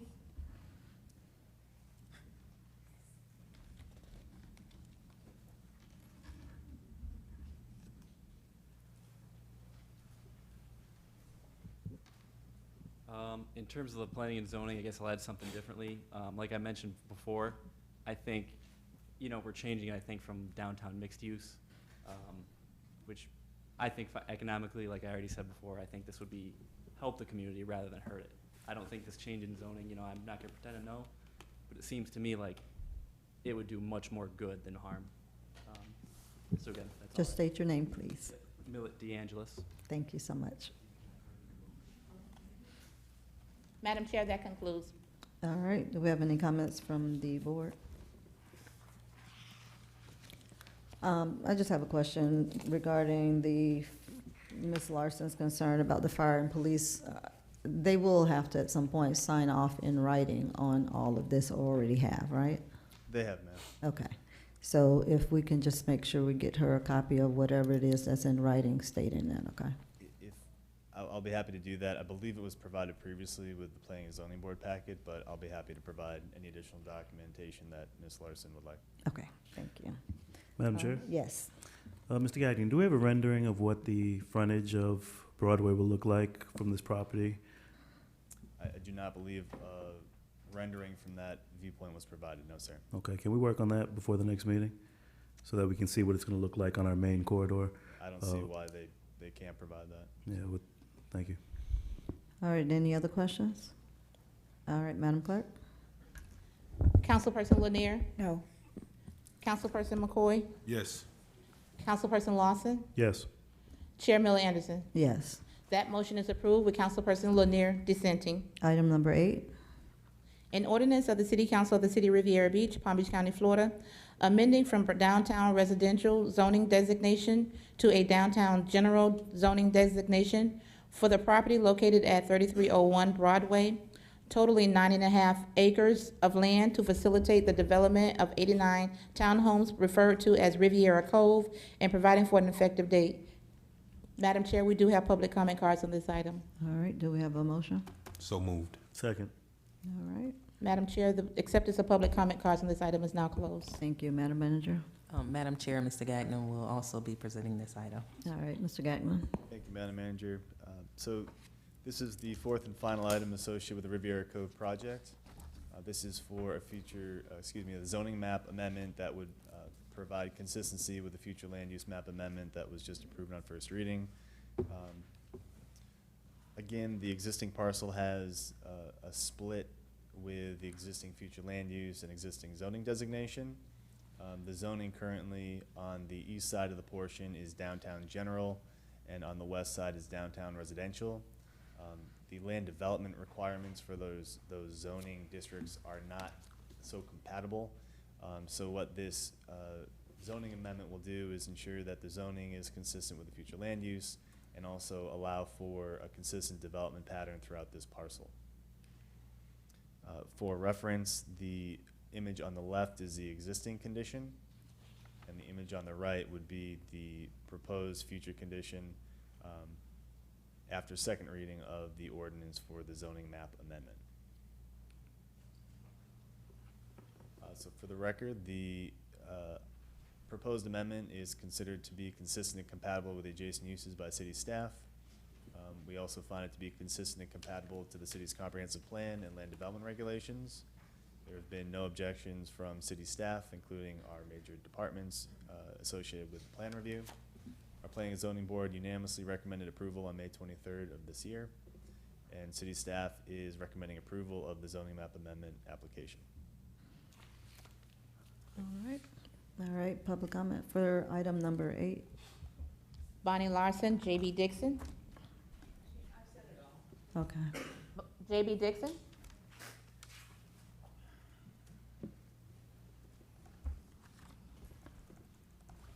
J.B. Dixon, Good 3000 North Ocean Drive, Singer Island, and Riviera Beach. Good evening. Excuse me. I also am in favor of this ordinance and of this development. I do not know who the developers are, nor, of course, do I have anything to do with this development. But I rather suspect that they are targeting a different group than perhaps some of the council members thinks they are targeting. I rather think that they will be targeting the millennial age group. And it's important to notice that they have very different tastes in housing than people of our generation have. The council has often expressed a concern for the fact that their youngest and brightest people young people go away to college and do not come back because of a variety of reasons, one of which you said was jobs. I think another one would be housing, because where would they live, these young professionals coming back to Riviera Beach where they were born and raised? They have a choice of going over to Singer Island and live with a bunch of old folks like me, or they have the choice of going into one of the gated communities like Thousand Oaks, where everyone, is married and has 2.3 children and 2 dogs. And that is not a lifestyle that the millennials want either. So this is the kind of development where young people are looking to buy. If you go down and you look at City Place, now called Rosemary, whatever, that is very, very popular place for millennials. They're out there, you can shop there, you can go to restaurants there. This is the kind of atmosphere they want. This is the kind of atmosphere we can build on Broadway.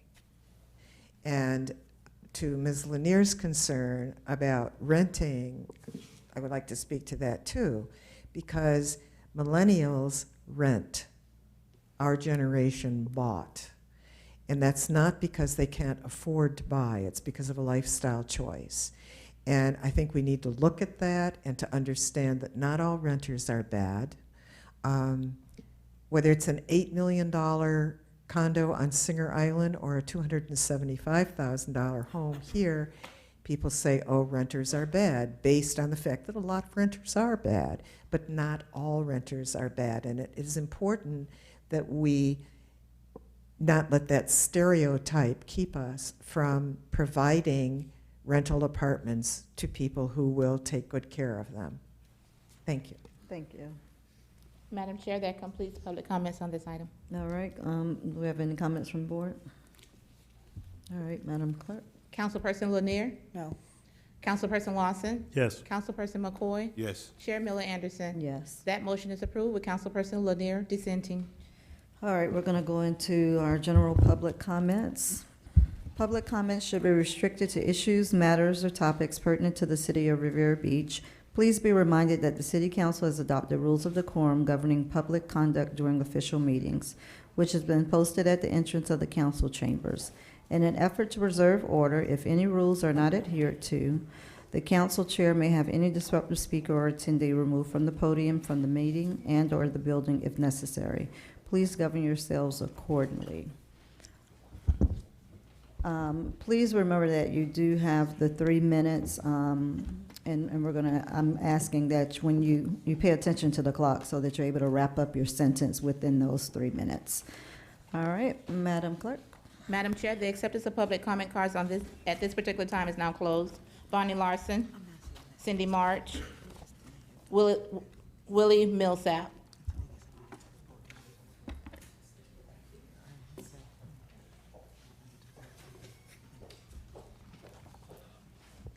Bonnie Larson again. A couple months ago, I talked about the bumps on Broadway. Our cars are all going to need an alignment.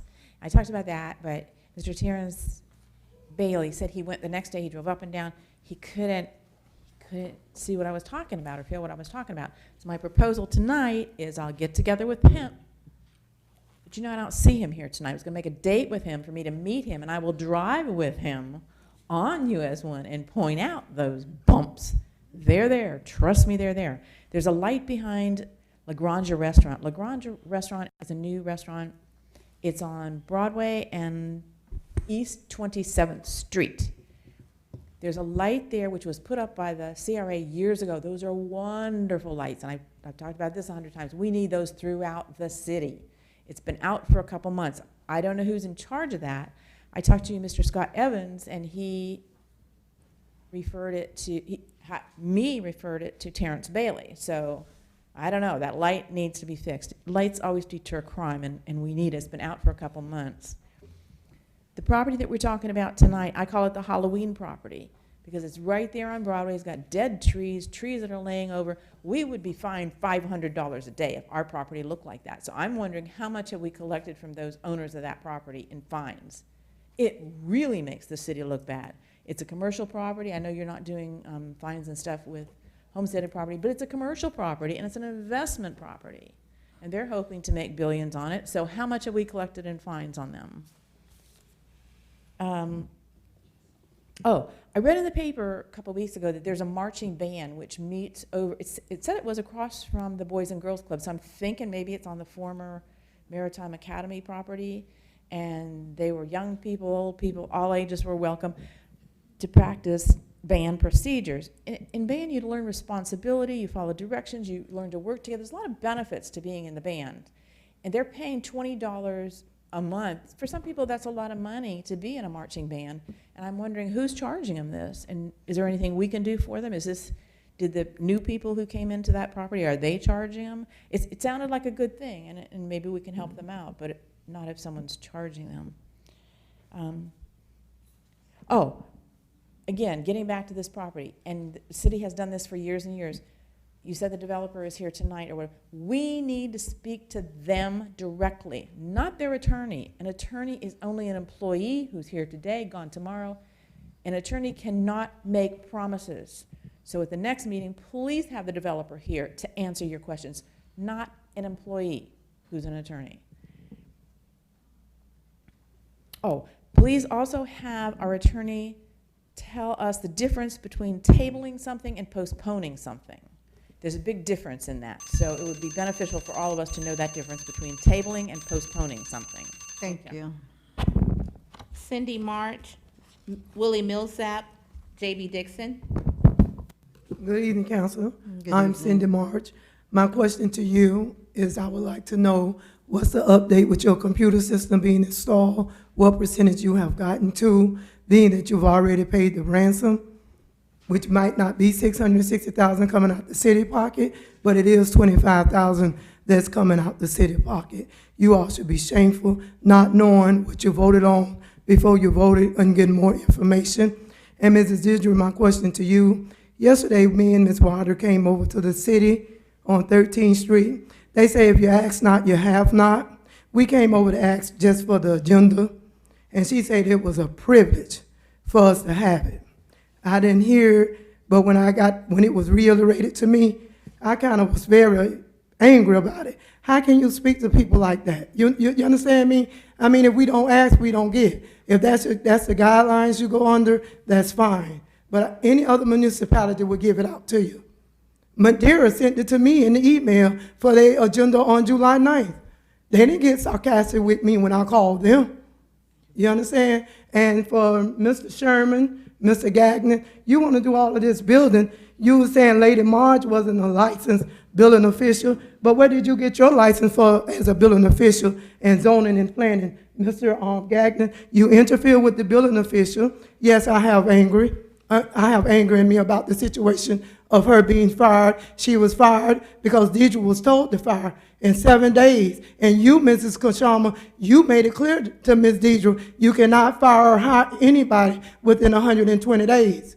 I don't know if she had to go in front of the board first to be fired or terminated, but I'm like this, and I have a purpose and I have a fight.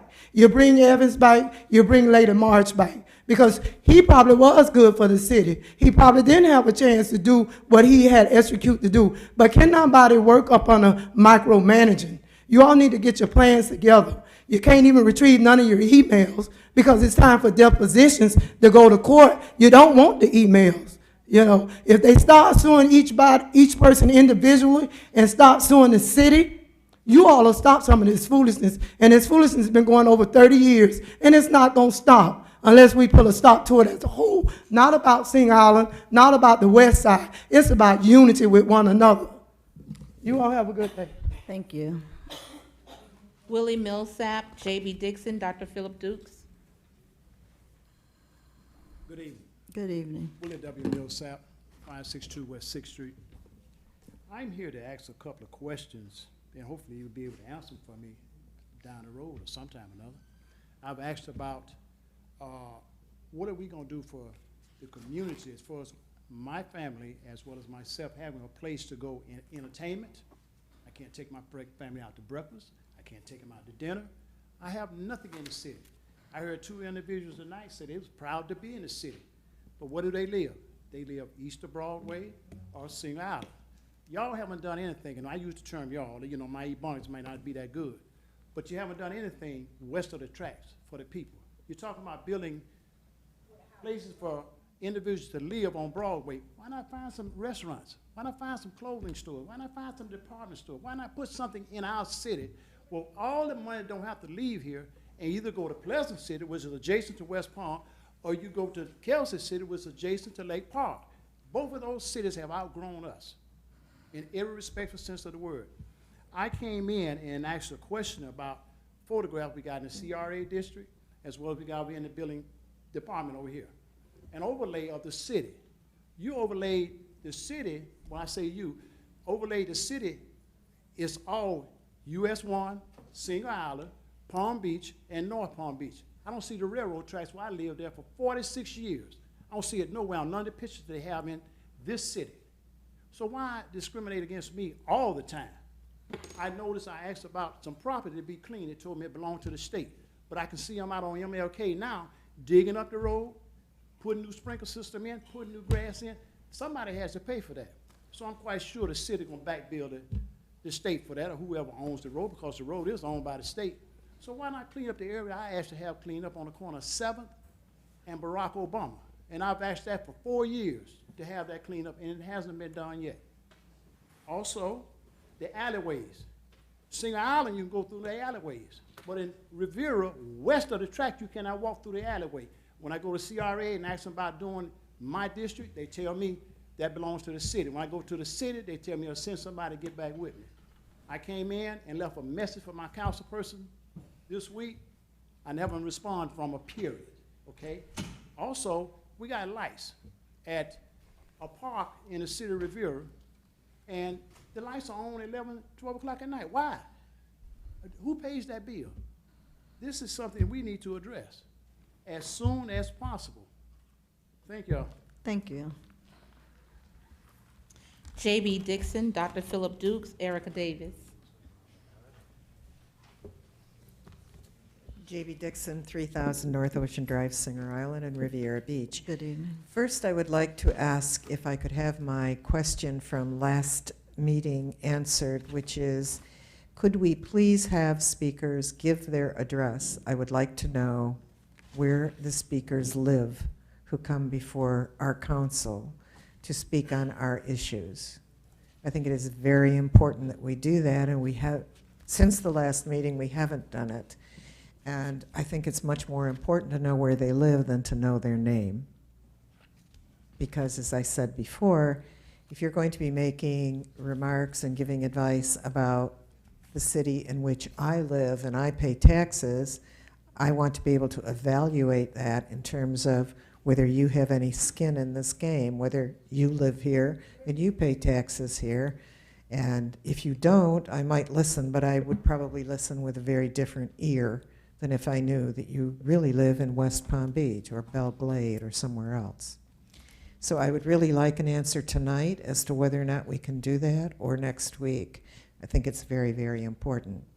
I'd like to just continue to talk about the new development on Broadway, which I think is a very positive one, and around which, as I said, restaurants and things that the last speaker was talking about can grow. Because it's a question, again, of the chicken and the egg. Can you bring stores in where there are no people living and restaurants? Or can you bring people in when there are no stores and there are no restaurants? So somewhere we have to move here. And I think, again, if you look at the models of downtown living that younger people want, you will find that once they're here, if you make it possible for them to be here and provide them the kind of housing they want, the stores and the restaurants will follow very quickly once they see that the market is there and that they have foot traffic, essentially. Thank you. Thank you. Dr. Philip Dukes, Erica Davis, Dolores Williams. Dr. Philip Dukes, 1217 Avenue U, Riviera Beach, Florida. Good Mayor, evening. Council. I want to thank everyone for coming out to our event. We had it at Reverend Adams Church, a We Can Change Our Community atmosphere event. We partnered with Mothers Against Murderers, and Steve West came up and a few people to help us all work together. Our next event will be September the 28th from 6 p.m. to 8 p.m. at 1217 Avenue U in the city of Riviera Beach. Reverend Adams was very gracious to us for being in his church, but we really want to have these events in our neighborhoods. 1217 Avenue U, which is Jiffy and 13th, is ground zero.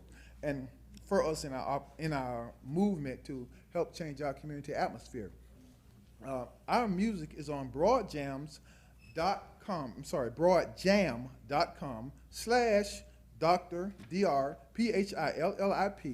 MDUKES. We have 22 songs. We're taking 30% of whatever downloads that we get and bring it back to the city to put in these programs. Most of you know that I am a professional songwriter.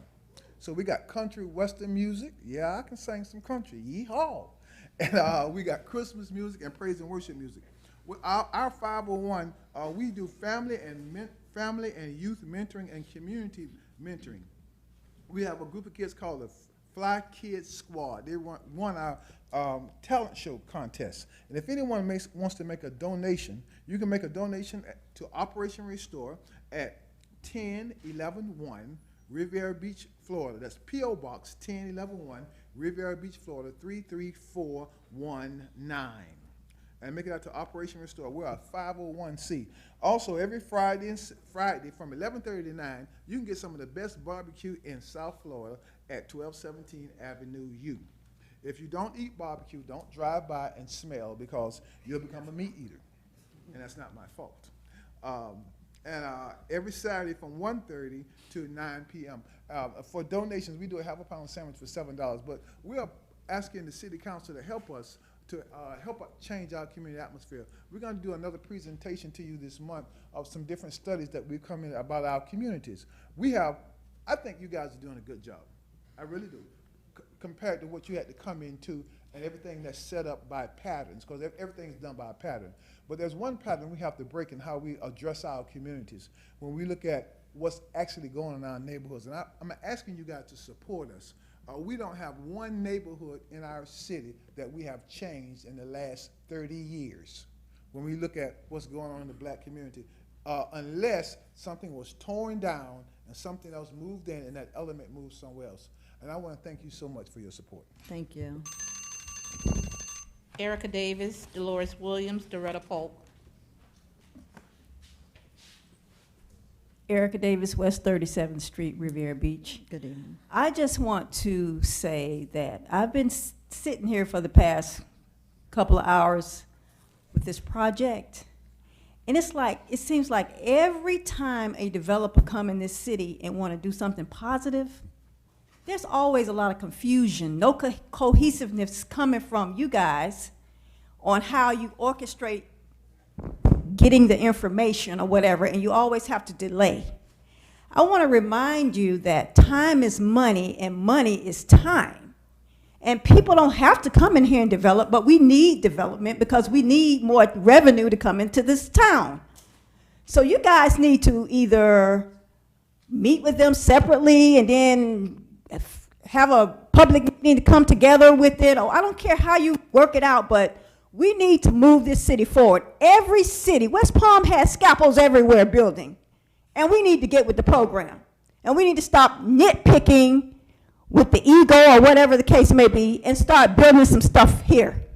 Just like Mr. Millsap said, the west side, you keep throwing up warehouses. We don't want any more warehouses. We want some buildings over there as well.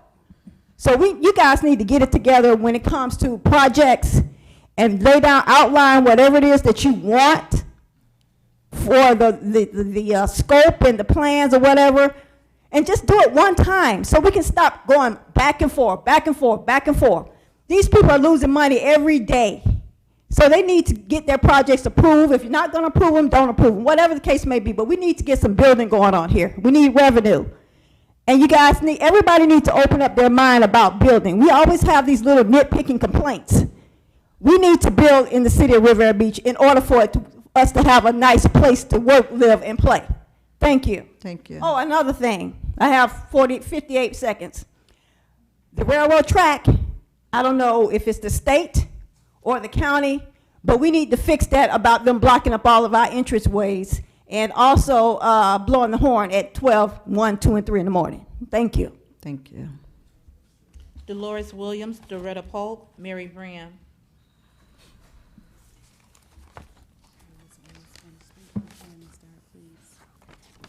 Dolores Williams. Good evening. Council, and the chairman, and to the citizens of Riviera Beach. I'm here, my first thing I'm gonna say, you paid the ransom, and I wanna know, and maybe I'll get an answer at the end, all the money you paid for the ransom. I wanna make sure the citizen, the employee, get a raise for the things they're going through to try to keep our city going. Please find some money, Mr. Sherman, for the employees, okay? Get them a raise, a bonus or something. But I'm here as Mr. Sapp, the young lady got up, and you say this development. Well, that's good they're coming in. I still don't hear you saying nothing about what you got the development in Stony Brooks. It's still a mess there. Y'all table this and table that. Don't bring up nothing no more. Don't answer no question. And the lady say, the millennium for rental, we want some houses.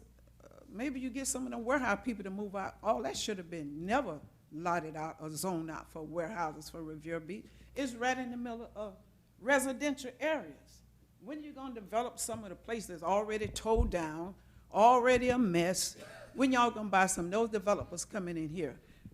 I left my stuff in the car. I was gonna bring you, show me how many people calling, sending, trying to buy my house and other people's houses to invest in, because they say you in the best waterfront place. This is some valuable property. You got family members that been here. I think Councilor Lanier told me her mama was here and by Stony Brooks when she was young, and people was there. Those are people at home. They done tore it down when they widened out Martin Luther King Boulevard, Dominion, whatever you call it, took their property away from them. Well, why don't y'all go through the area? I know you have the zoning people to go out, find some of those places. And she say, well, the Millennium, the Brink. Well, okay, developers come in here and put up some stores, put up some stuff we keep telling you, council, we want for our city. Let them start doing some of that. They're gonna develop all these. How large are these homes gonna be? What are they gonna do? I think called the Cove or something. How large are these houses gonna be? Are they gonna be max boxes? I can listen at you.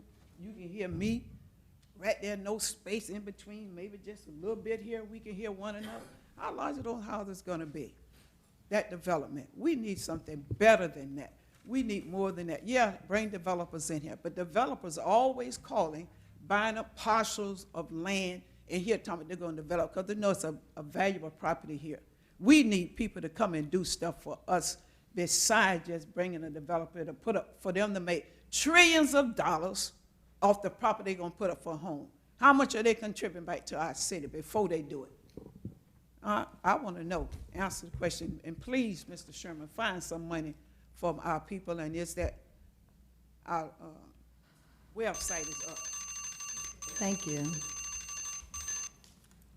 Doretta Polk, Mary Bram, Garrett Clean.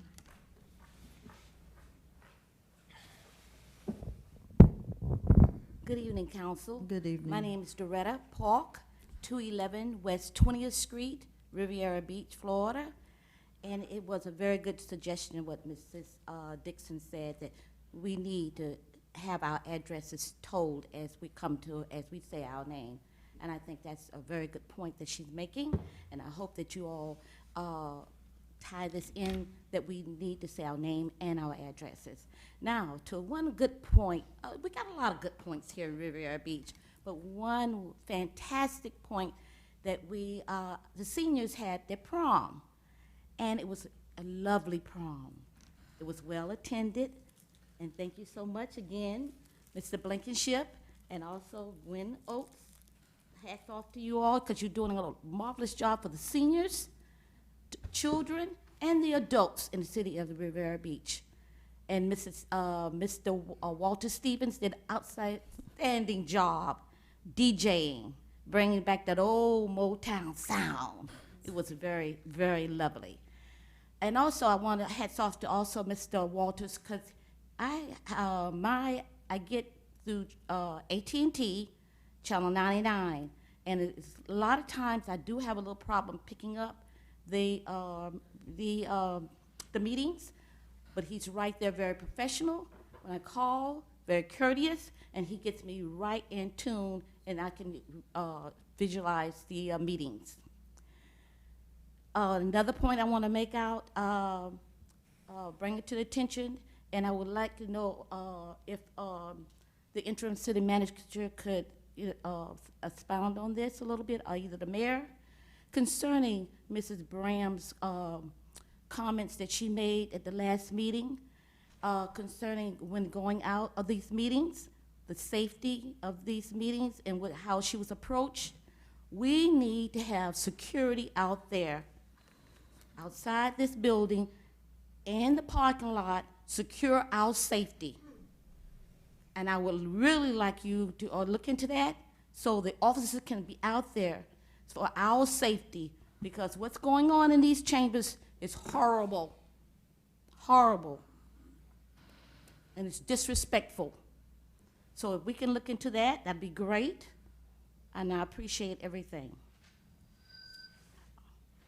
Let's see, some other thing I can't think of it now.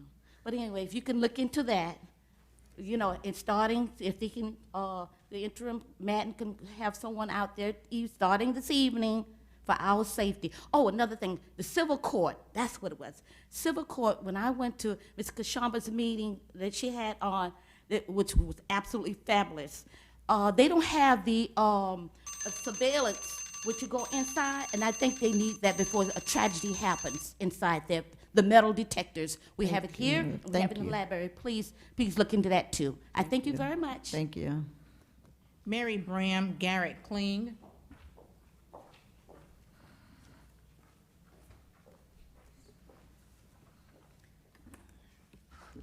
Good evening. Good evening. It's Mary Brown, Mayor, Manager, Chair, Board. I voiced my concern about the millenniums. Yes, they do have a stay here. I'm a firm believer that if you build it, they will come. And it's how you build it and put it in motion. They do need housing. Just like we need housing, they also need housing too. I did have the opportunity to speak with some of them about moving into the city. So I voiced my support for them as well, because we need a build up as well as a grow out. So if it's any kinks in there, I'm sure you wise women as well as men will work out those details and make sure that we are on the move and we are a city that's moving. Sometimes when I sit here, we just can't make this stuff up. Some of this stuff is just unreal, you know, what comes out. And a lot of times I say, are we on the same planet, or are we reading the same things? But so be it. We just don't make this stuff up. It's hard to kind of comprehend it sometimes, but I guess this is the purpose of how we have our First Amendment rights. The senior prom, it was very well.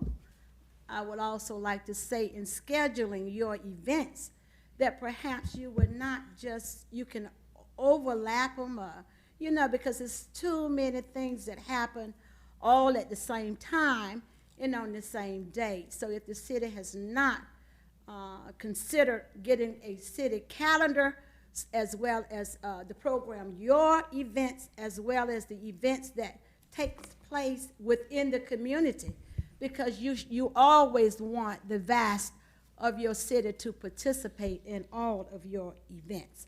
And on that particular night, the mayor and his first lady, lovely wife, they were celebrating their anniversary as well. So that was a blooming night. I agree with Ms. Erica Davis. We've talked about that train delay numerous of times. So it is something that we as a city has to constantly work at. It can be done, because in other cities that does not happen. We just so happen to live on the railroad track where the majority says we are who we are, and it should not be like that.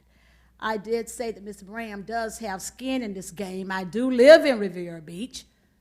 Sometimes I do not give my address because so many people call you, you know, and they just flood your house. So, Thank Bram, you. Riviera Beach, thank you. Was that the end? Garrett Kling. Sorry about that. Is Garrett Clean here?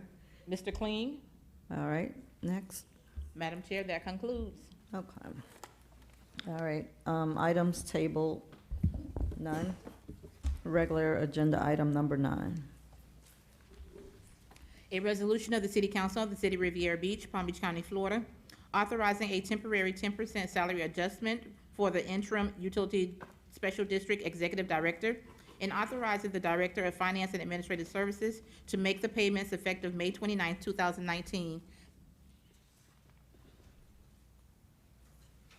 Do we have a motion? Sound like you were still going on with your sentence. My so. apologies. Do we have a motion? So moved. Second. All right, Madam Manager? Madam Chair, we do have public comment cards on this item. And then we're closed now. All The right. acceptance of public comment cards on this item is now closed. All right, Madam Manager. Thank you, Madam Chair. This item will be presented by the city's Interim Human Resources Director, Mrs. Irving.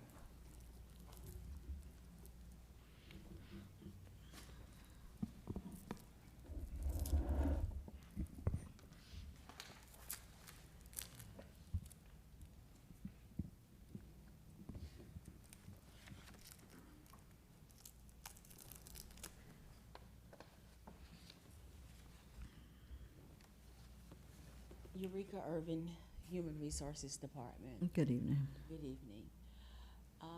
This item is addressing the manager's authority to apply the 10%. Apparently there was a disagreement between the finance department, HR, and legal in the application of the manager's 10%. What you have before you is a portion of the HR code that we currently use in applying the 10%. The portion that is up here now is with the starting rate after promotion. The finance department is of the opinion that Mr. Walker will be promoted, and he's applying this particular section of the code. However, this code, let me, if I can see, oh, let's see, I went too fast. This section says, help me, Jeff.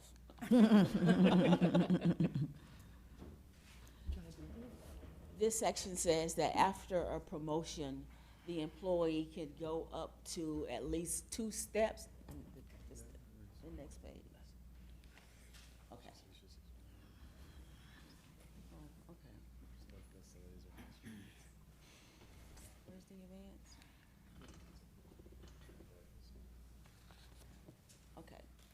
All right, it says here, a promotion occurs when an employee is moved from a position in one grade to another position in a different grade, which has a greater maximum salary. And it says upon promotion, an employee may be adjusted into the minimum step of the new pay grade or up to 2 steps, where our current step pay plan is not based on steps. So the finance department has suggested that instead of placing Mr. Walker at the minimum of the grade, he just be allotted a 5% increase. HR position is Mr. Walker's current salary is at least 4.68% less than the minimum entry salary for the UD director. A 5% increase is not going to make much of a difference. So our recommendation was for a 10% increase. Now, this section here of the code is called the Supplemental Regulation Concerning Salaries and Grade. This is the portion that gives the manager the authority for the 10%, and anything over the 10%, as you will see, it says it has to be ratified. This is not, it's not in order. Has to be ratified by, oh, there it is, has to be ratified by City Council, Section 2106.1, right there under administration. It says the need to make appointment in excess of 10% of the minimum should require specific approval from the city manager and ratification by the City Council. So HR's recommendation, as well as the legal department's recommendation, is that the manager was in her right to allow Mr. Walker to receive the 10% increase. And the past practice of city managers is when an employee is appointed to an interim position, an employee appointed to an interim position is placed at the minimum of the grade for the appointed position. an employee appointed to an interim position whose current salary is more than the minimum of the appointed position receives a 5 to 10% adjustment based on the recommendation from department head or city manager. And due to vacancies or other personnel matters, city managers have authorized employees to receive temporary adjustments up to 10%.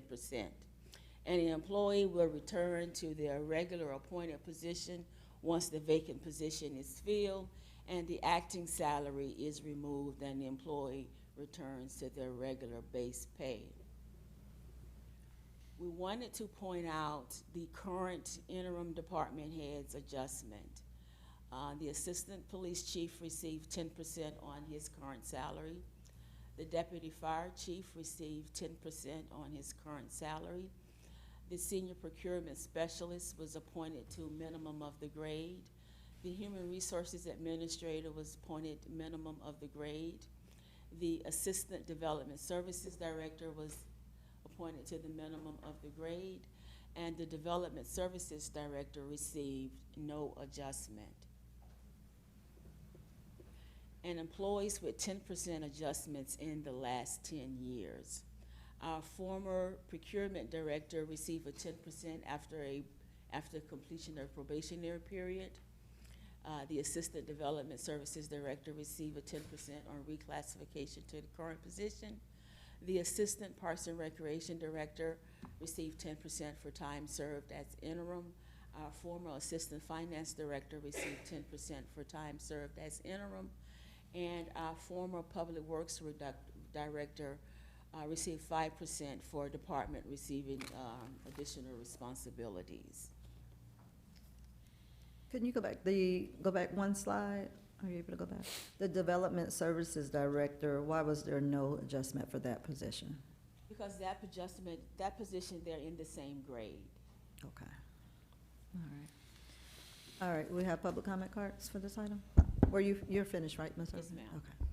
Yes, Madam Chair, we have public comment cards for this item. The acceptance of public comment cards for this item is now closed. Okay, we'll go ahead and go to the public comment cards. Mary Brown.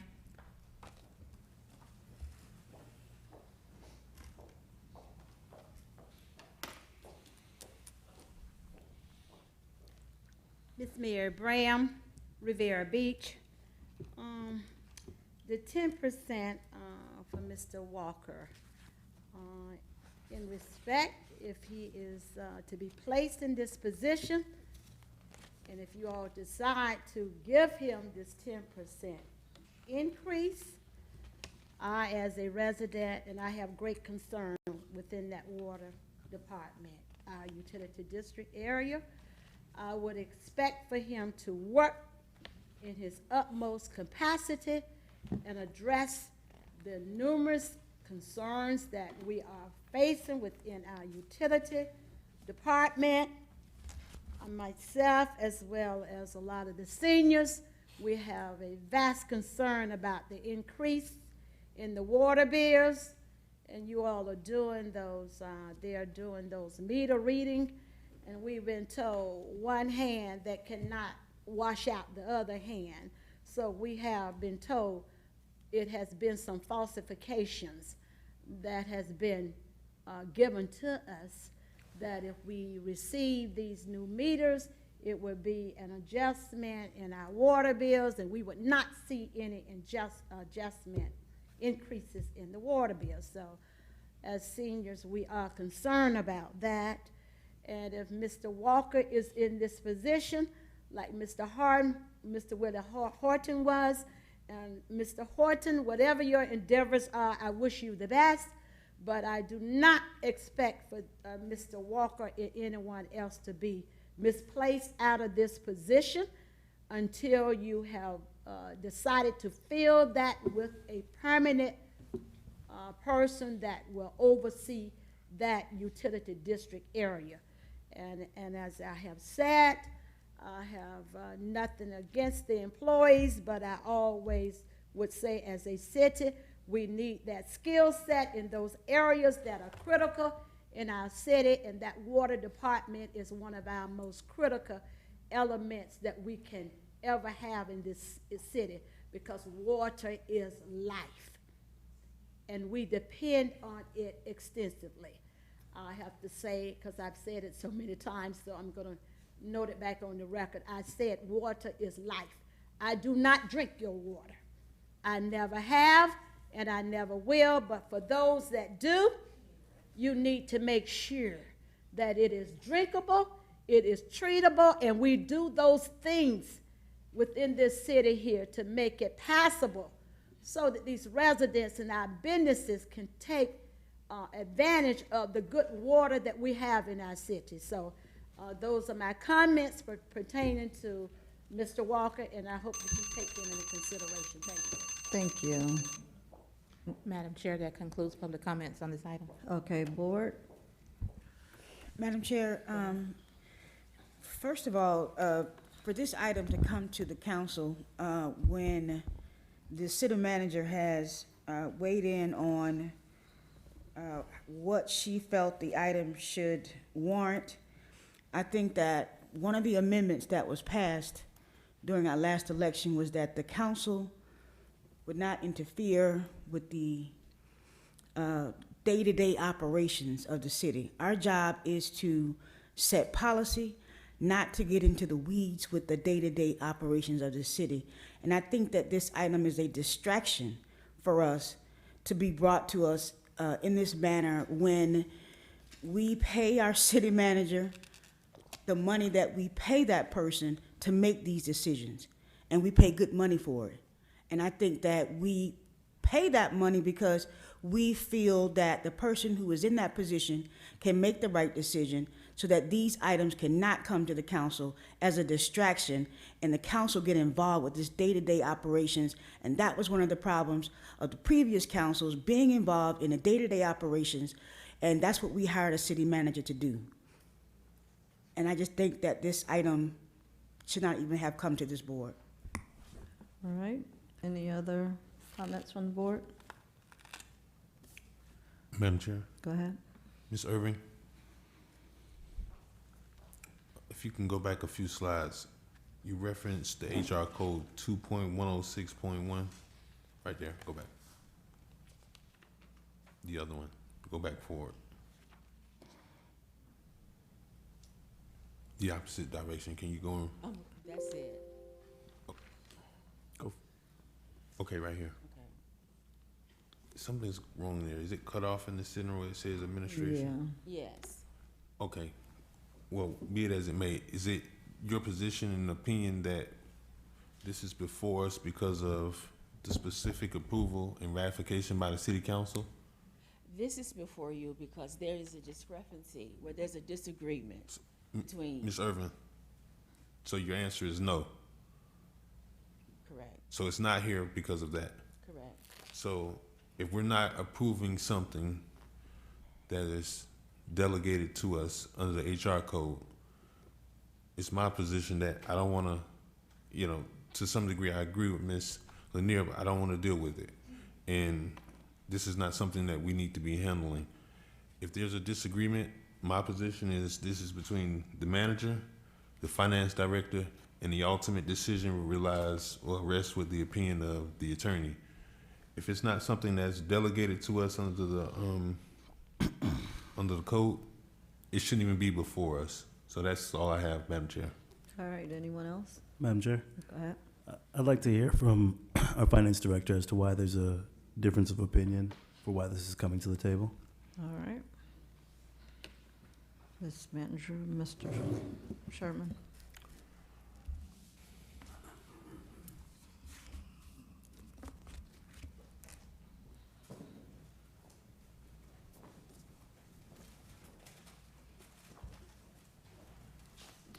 Good evening. Good evening. Excuse me. Good evening, Randy Sherman, Finance Director. Good evening.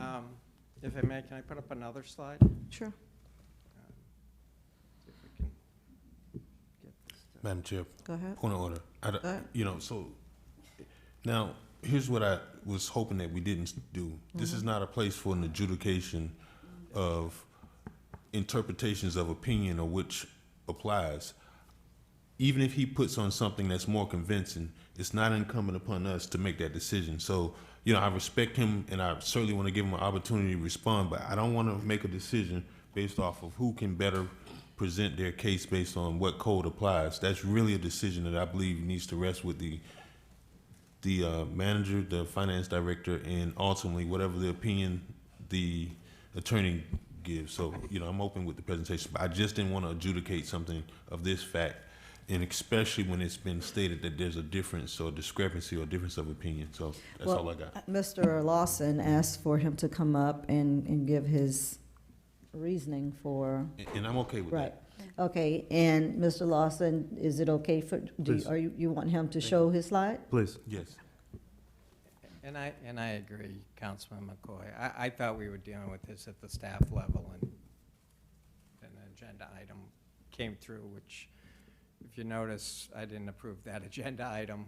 It was taken out of my review as I was in the process of putting comments in. But I think, again, let me just tell you where my position is in this. This is really where you start. This is the ordinance that deals with temporary work, okay? This deals with, should an employee be required to work in a higher classification on a temporary basis, okay? He will do, okay, of less than 24 hours, and I'll try to zip through it, with no increase in pay. Gotcha, and that's the way we handle it, there's no increase in pay, okay? If the employer is required to work beyond this period, should be given a temporary transfer to the higher classification. Problem with this ordinance, or this section of the ordinance, is it doesn't then address how that temporary transfer gets paid.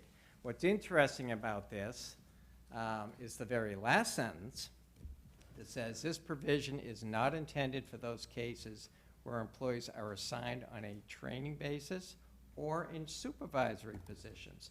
So then the question is, how do you handle supervisors? Because there really is nothing in the ordinance that handles supervisors.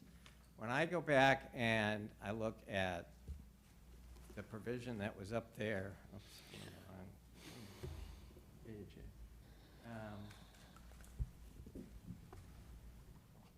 And I look at the same ordinance that Ms. Irving put up there, I look at this, and the way I read this, and if you go back to the original ordinance when it was adopted, and here's part of the problem, in 1973. So we're trying to work in 2019 using a 1973 ordinance. I look at this, that this is, okay, because when you look at this 10% down here, this is when someone is hired. We're talking about applicants, we're talking about the hiring authority.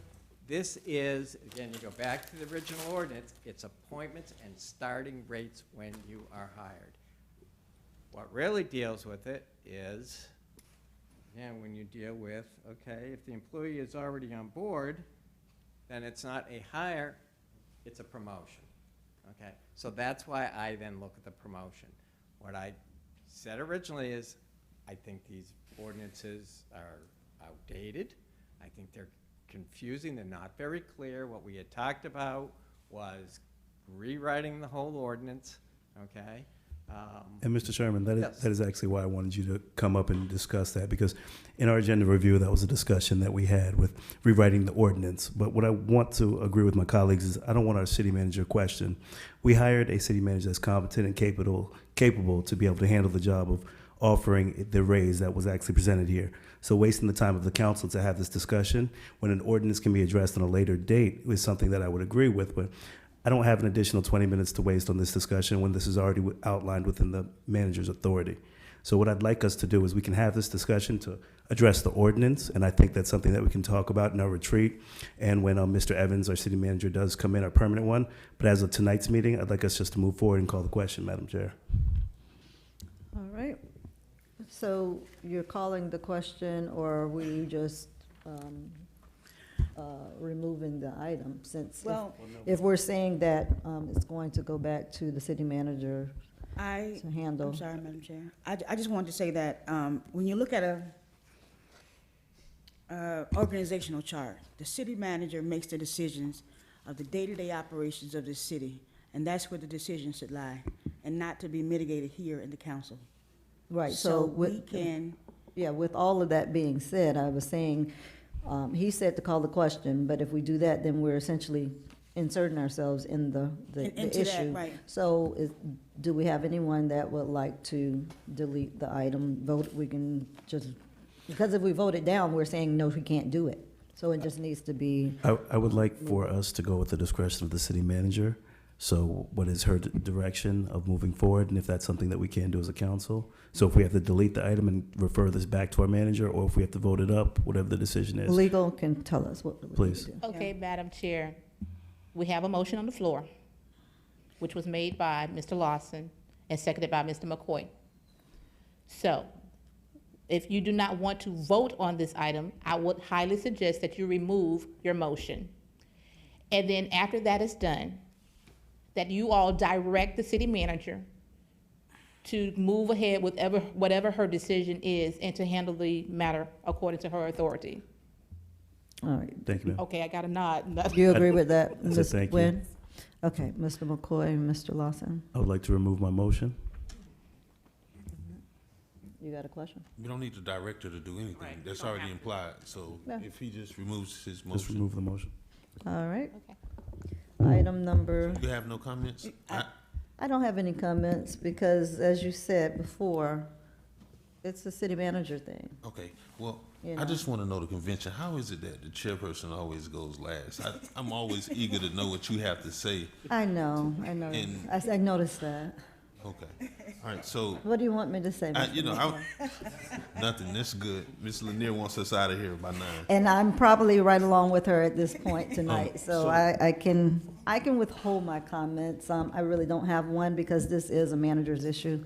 Okay. So it's not even something I need to address. And the fact that we've done this for all of the other department heads, I don't see what the issue is. But it is an ordinance we probably need to fix, but that's not gonna happen tonight, so. Those are my comments, Mr. McCoy. Thank you. You're welcome. All right, item number 10. A resolution of the City Council of the City of Riviera Beach, Palm Beach County, Florida, authorizing the Director of Finance and Administrative Services to appropriate $25,000 from the Law Enforcement Trust Fund for upcoming community-based crime prevention efforts and providing an effective date. You have a motion? Do we have a motion? So moved. Do we have a second? Second. Thank you. Madam Manager? Madam Chair, we do have public comment cards on this item. The acceptance of public comment cards on this item is now closed. Okay. Thank you, Madam Chair. Mr. Rozier, could you please come forward to present this item?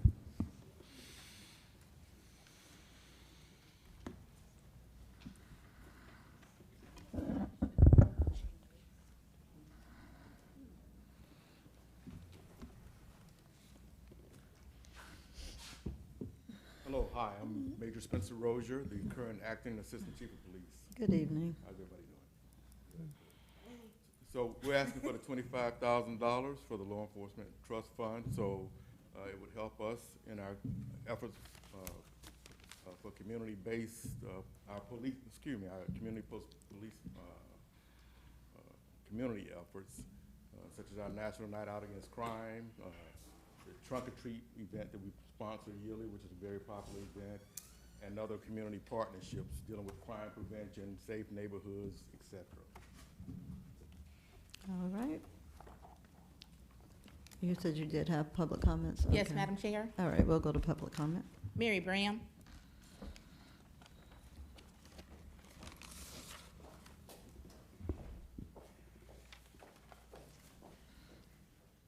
Miss Mary Brown, Riviera Beach. This funding here, I know Chiefs made mention about night out and trick or treating or whatever, you know, those particular things. You have a newly built park over on S Avenue, and they have a lot of things that goes on in that park there. Ms. Grimsley runs that youth empowerment program, and I know within her funding that normally the county, and I must say too that eventually you all gonna have to make some precise decisions too about that youth empowerment as far as picking it up within our city, because it was extended out for those X amount of years, and I sat on the boards and stuff there with the county as far as with our youth empowerment program that is in our city. But to say what I need to say here, you need to invest monies and stuff within your youth programs that are inside your city here. Summer is out. A lot of these kids go into those parks and they stay there all day long. Ms. Bram is not saying this off the top of her head. I think some of the officers, they can attest to this also. What are you saying here, Ms. Bram? I think even with this $25,000 here, that still is not enough for we as a community base to actually see the needs of these kids that are in this city.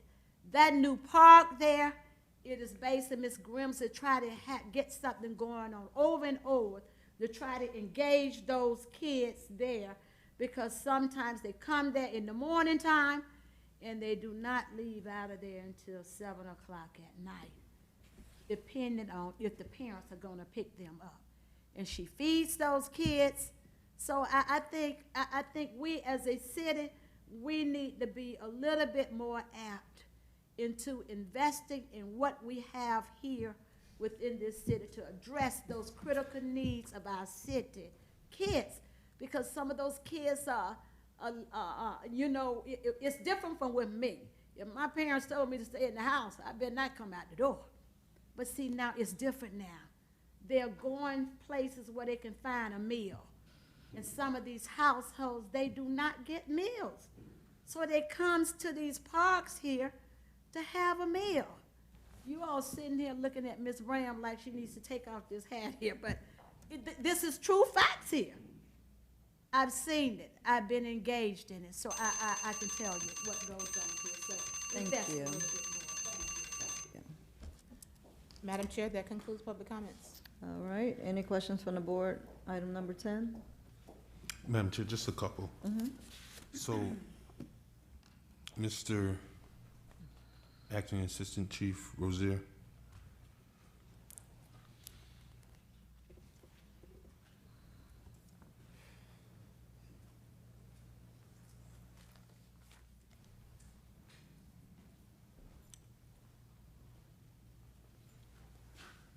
Yes, Councilman.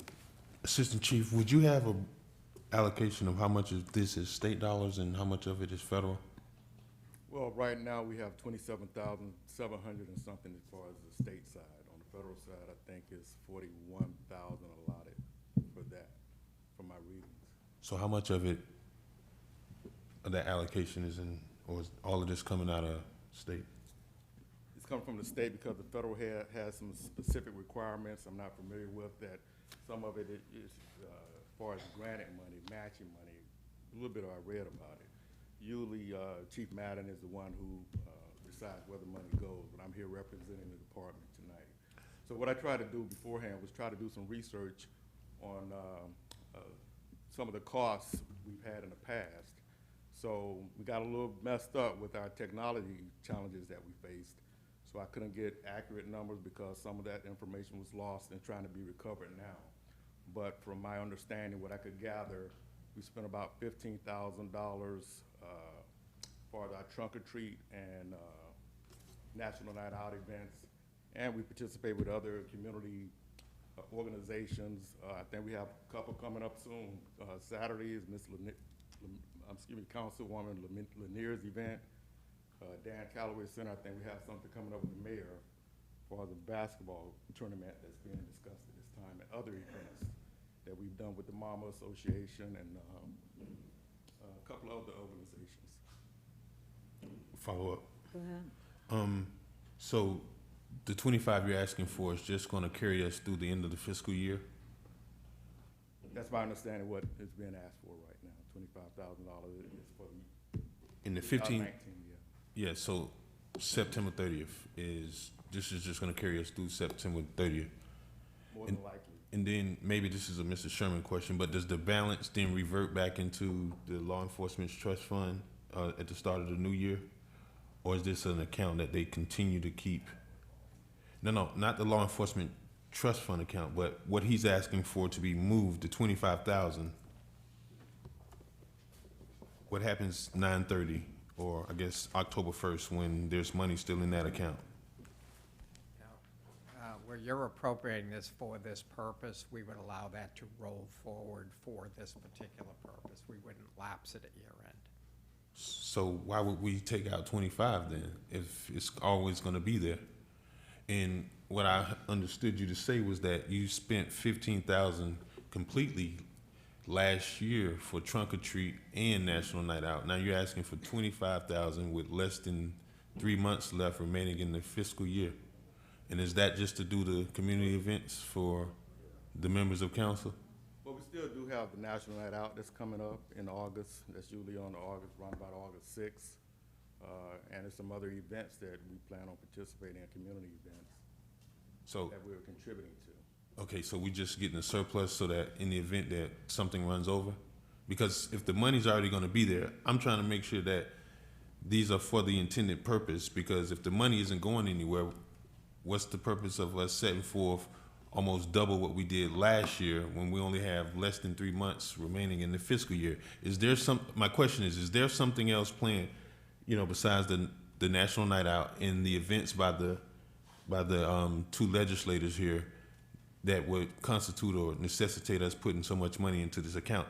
Yeah, and again, I'm here representing the department, but Chief Madden usually decide what the money is being used for. Okay. But I can tell you this, the money doesn't, only 25%, from my understanding of reading the statute, is mandated to be used for crime prevention activities. 25% of that money. You don't mean you can't do more than that, or all of that money, but Under the state side, it's 25%? yeah, from what I've read about it. Okay, I'm interested in that. And members, the only reason I'm asking, I ironically asked 3 weeks ago about this account, and to my surprise, it was kind of tough for me to determine that these were used for the intended purposes. I'm going back to 2016, and those ledgers are there, but I just didn't understand what the purpose was, and I couldn't figure out. And the explanation that I got, relative to hotel stays and donations to organizations that for dinners and that sort of thing, it really concerned me. But I'm cautiously optimistic, and I'm gonna support it with some expectation of accountability from our finance department.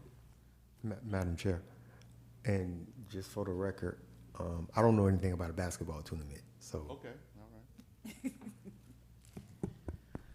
Madam Chair. I'm looking at something now, I guess it's just talk. Yeah, it was I'm sorry, Madam Chair. Go ahead. It was a basketball tournament by the Youth Recreation, which is through Mr. Dan Holloway, and it was for July 24th, 25th, and 26th. And it was a conversation that they were going to have between the mayors of Riviera Beach and West Palm Beach, but it's in conversation mode now. It's not something that's set in stone. Okay, I was speaking from a flyer that I had. But I like to say this too. We do a lot with the community. That's one of my passions. The things we do, we've helped feed the homeless. We went over to St. George. We actually sat down with the people we fed. I just finished speaking to the lady who owns Gymnastics Revolution, which is out on West Roads. This lady was ecstatic that we came over there and spent the day with the kids there, with the police dogs and the police trucks and game trucks. And not only that, it was ecstatic about, we actually tried some of the stuff they do. She couldn't thank me enough. And we do that on a regular basis with the Youth Empowerment Program and just any organization that reach out to us. We try, if we can, we try to participate in that. And in my opinion, $25,000 it's not even enough, because not only talking about what we do in the community, but in my opinion, I've been in the game about 30 years now. Our officers, we got a training budget, yeah. But if we want the best department, we need to give them the best training too. And there's some command level training schools out there that some of this money is probably eligible for, but probably not enough. That we sending officers to, like the FBI Academy. That prepares people for leadership positions. Southern Police Institute, I went to that back in 2007. Anybody want to be a chief of police, you have to go through one of these check marks, benchmarks, and we're not sending our people there. I went to SMIP, which is in Boston, Massachusetts, one of the top law enforcement training schools there are. I wasn't the only one from this area. There's about 4 or 5 other departments. I was the only one paid money to go there. It was about $10,000. Because I knew the department didn't have that money to take away from the officers, and I didn't want it to be taken away from the officers. So money like this is not only for community events, we can use it for the advancement of the officers too. Madam Chair? I was going to say, Mr. McCoy, so with the concerns, would it, putting in some safeguards or at least some reporting, providing some reports to us, what it's being spent on, is that something you would like to see? Well, Or, well, no, not really. okay. Because there is already internal controls that address that, so whenever they submit requisitions and POs, I'm sure that there's. But there's some, you saw some concerns, Yeah, though, but, right? I looked at it, right? These are from 2016, 2017, some of the stuff I asked Chief Madden about, and rightfully he wouldn't know about it because he wasn't the chief, but I expect going forward that, some of these things like, annual equal opportunity awards. Now, that has never been held in Riviera Beach, but I don't know why we would spend $1,500 of crime forfeiture funds that were designated to go for crime prevention within the city of Riviera Beach so somebody can lounge and wine and dine at a gala on the backs of money that could be put towards those kids at youth empowerment. Right. So, you know what, I just don't want to create any level of bureaucracy, but I do have just one last thing before I pass it off. Are you familiar, Chief, with surveillance registries and home surveillance registries? Yeah, our security camera registration program. You do? Mm-hmm. Yeah, we Okay. have security. Okay. I didn't know if we did that here, and I'm certainly interested in seeing how that works because there are a lot of things that happen, and the city can't have surveillance cameras everywhere. So I certainly want to have a conversation with you about that, and even further at the town hall meeting that I have coming up. So that's all I have on that item, Madam Chair. Okay, Mr. Lawson? Madam Chair, we can go ahead. Okay. All right. Madam Clerk? Councilperson Lanier? Yes. Councilperson Lawson? Yes. Councilperson McCoy? Yes. Chairperson Miller Anderson? Yes. Unanimous vote. All right, item number, discussion and deliberation, none. Board appointments, item number Appointment 11. of one member to the Library Advisory Board. And Madam Chair, we do have a public comment card. Okay, we'll go with the public comment. Ms. Deidre, did you have something to say regarding this, other than the person is going to be appointed? Madam Chair, Mrs. Cobb. Okay. Cobb?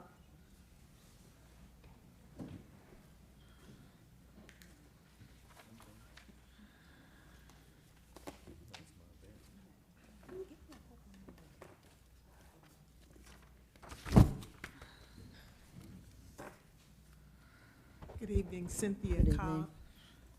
Mary Beth Colfer is the applicant for serving on the Libraries Advisory Board.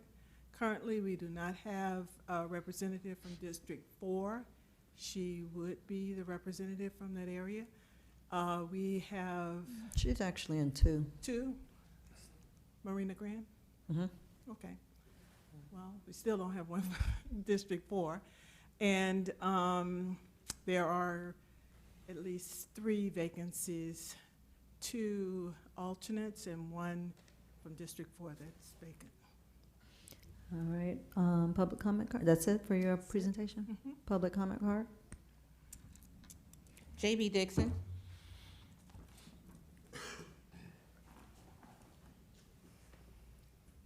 J.B. Dixon, 3000 North Ocean Drive, Singer Island in Riviera Beach. I would like to speak on behalf of Mary Beth Coffer.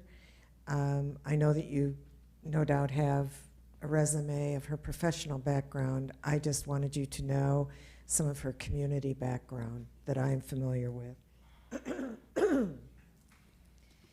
She is on the board of directors of the foundation called Friends of the Riviera Beach Schools. And she, long before she got on that, became involved with the schools, primarily in their reading programs, and has also done a great deal of other projects with school children around Christmas, etc. She recently became, in the last 2 years, active in activities at Stony Brook, especially the enrichment programs for Stony Brook, the visits to museums, etc. And again, reading programs.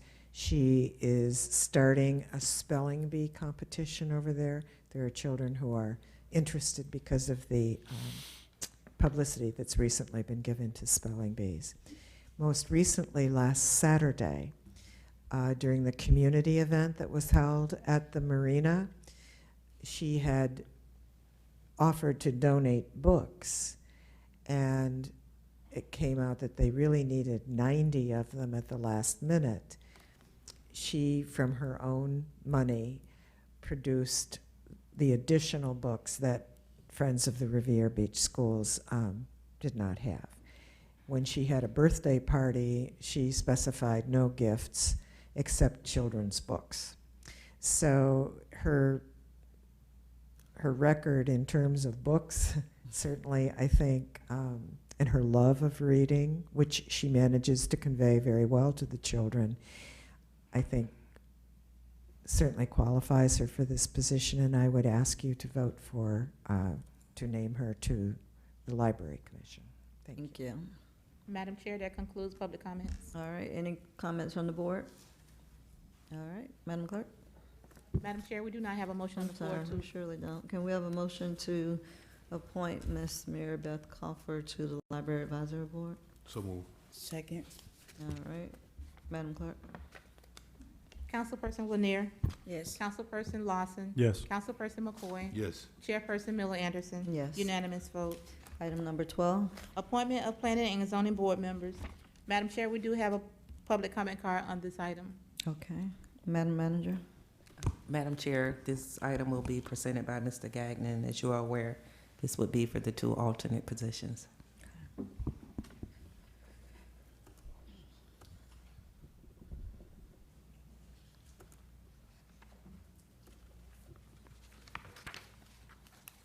Good evening once again, Jeff Gagnon, Acting Director of Development Services. Our current board is comprised of 7 full members, and we have 2 alternate member positions that are currently vacant, and we're seeking guidance from council on nomination of 2 members to those seats. Before you is our current roster, and we currently have applications from the following individuals for your consideration. I wanted to make note that Ms. Davis did withdraw her application during our last council meeting discussion.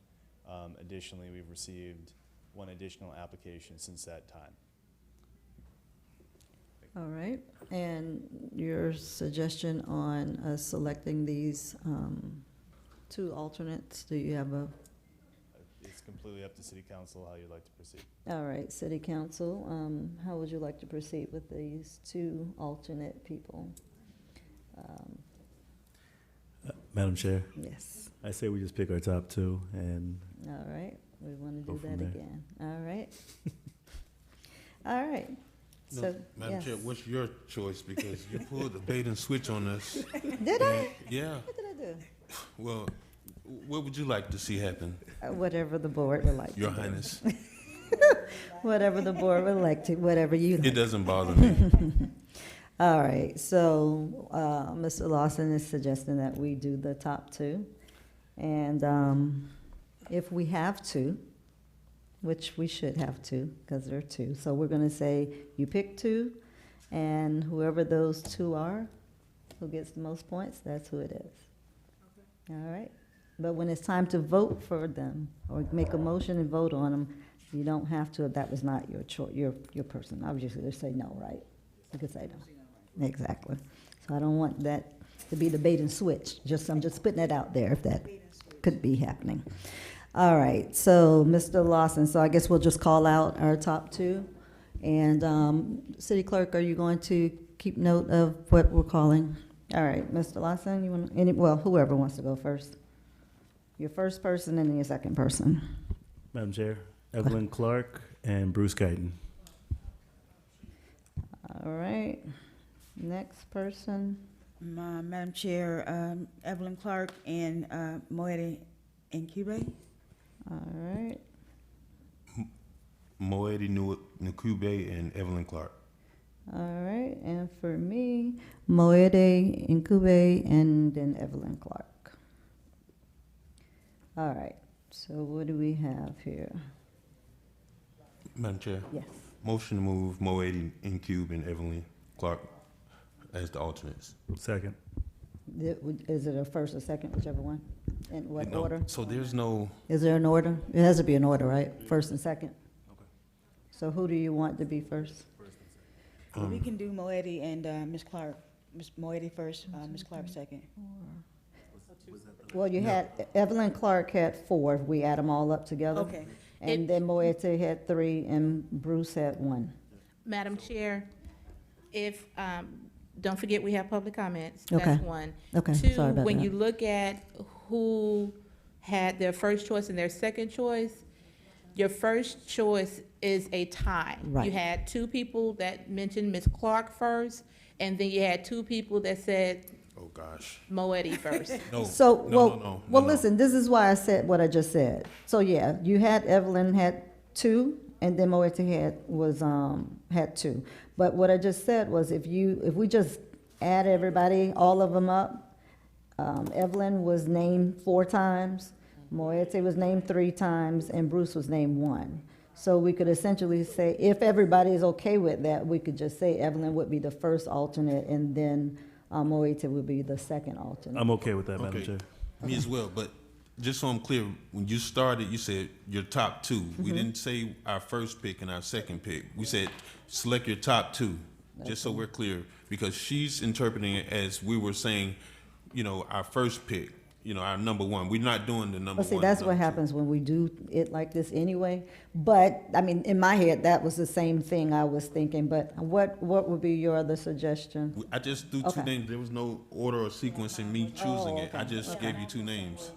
Well, with adding them up, I think that takes that out anyway. Okay, just so we're clear with the. Okay, so we'll go to public comment, but just for the record, with the names being put out, Evelyn's name came up 4 times, Moete's name came up 3 times, and Bruce came up once. So if we do 4, the top number, most vote getters, it was Evelyn, and then Moete was 3. I agree with that, Madam Chair. All right, public comment. Mary Bram. Mary Bram, Riviera Beach, thank you for considering these names and not considering the other names that I have to say too. See, Fanny Lozman and I, we can have a meeting of the minds as well too. He was done with Bruce Guyton, and I was dead set against Malachi Knowles. And you as a board, I see that you do want to do what's right in some areas. And as I said before, when we spoke on this, that you should be willing to give some new leaders an opportunity and a chance to prove their skill set as well as their knowledge in reading. I do believe in a person that reads, because without reading, you cannot comprehend, not understand what is put forth for you. So with these names, and I'm glad to say, Chair Miller Anderson, you came back in the fold. Because before, the chair was dead set, no, this is it. I have her names here. I have every last one of you who voted the way that you voted. And Ms. Clark she was in there. She definitely was in there. And the third, Mr. Marty? Moete. Marty, okay, so Ms. Bram and others will be pleased. The city is in its entirety would be pleased with these names. So I'm asking you to consider these names. And thank you, Chair, for coming back into this realm, okay? Making it work for your board. Thank you. Thank you. Madam Chair? Yes, ma'am. Are any of the two Can- choices here tonight? Moetti is here. Okay. All right, Mr. Moetti is here. If he can say a couple of words? Sure. Hey. Good evening. Good evening. I'm just gonna do a name correction first. Okay. So it's, the Moetti is correct. The last name is Ngube. It'll click, Ngube. It's in the, what, everybody says Nubi, but I'm just letting everybody know, but it's Ngube. So, you know, thank you for considering me. I'm kind of new to this, this type of position. I've pretty much have only been in academia and business, but, you know, obviously politics is important, probably one of the most important things you do as a citizen. So I think it'll be a good way for me to learn about what's going on in the city, and looking forward to help however I can. All right, thank you. And you forgot to say you did have experience with the city through a class that you took last year. Yes, I am a graduate. That's right. Of the Citizens Leadership Academy. So that qualifies you. Exactly. I still have my certification, all that, so, yeah. All right, thank you. All right, board. So we have first alternate Evelyn Clark and second alternate Moetti, Newby. All right, board, are we good with that? All right, Madam Clerk. Madam Chair, I don't have anybody making a motion to that effect. Oh, yeah, we do need a motion to accept the names in the order of first alternate Evelyn Clark, second alternate Moetti Newby. So moved.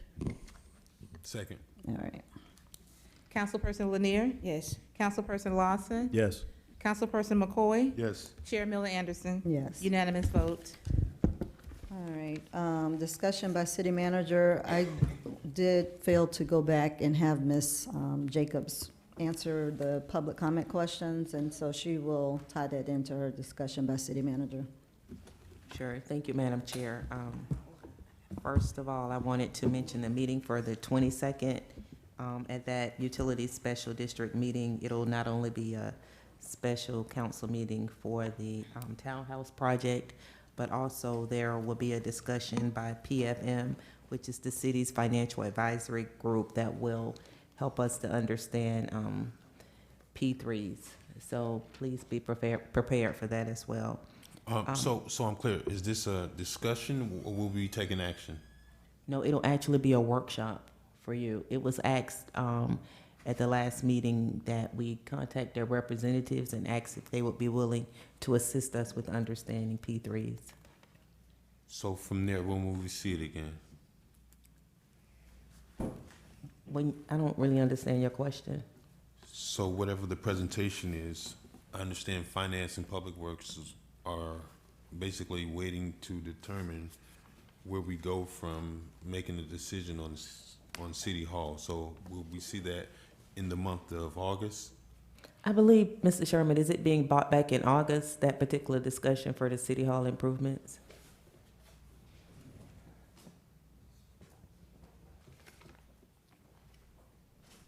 Yeah, I would anticipate that as part of the capital discussion, the overall capital discussion, that certainly would be an item. And that would take place in August. Thank you. Okay. Any more questions on that one? Mr. McCoy? No, ma'am. I want to talk about capital discussions later, especially since legislative session is starting early this year, but I'll defer to a later time. Yes, sir.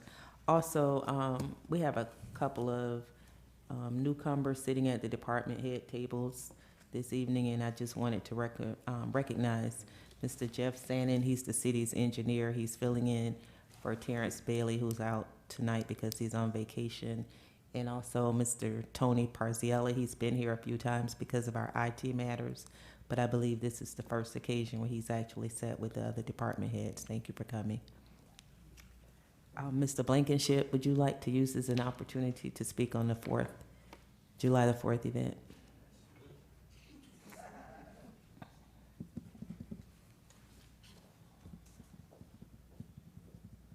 Good evening, Mayor, Council, City Manager Richard Blankenship, Parks and Recreation Director. Our annual July 4th celebration is tomorrow. Gates open at 3 o'clock. Just want to let the residents know that as they drive up Broadway, they'll see several parking signs and locations. There's parking around the marina, but there's also lots up and down Broadway that they can park at. We don't allow any coolers, any tents. You can bring a lawn chair. We do have chairs there, but you can also bring a lawn chair. No large umbrellas.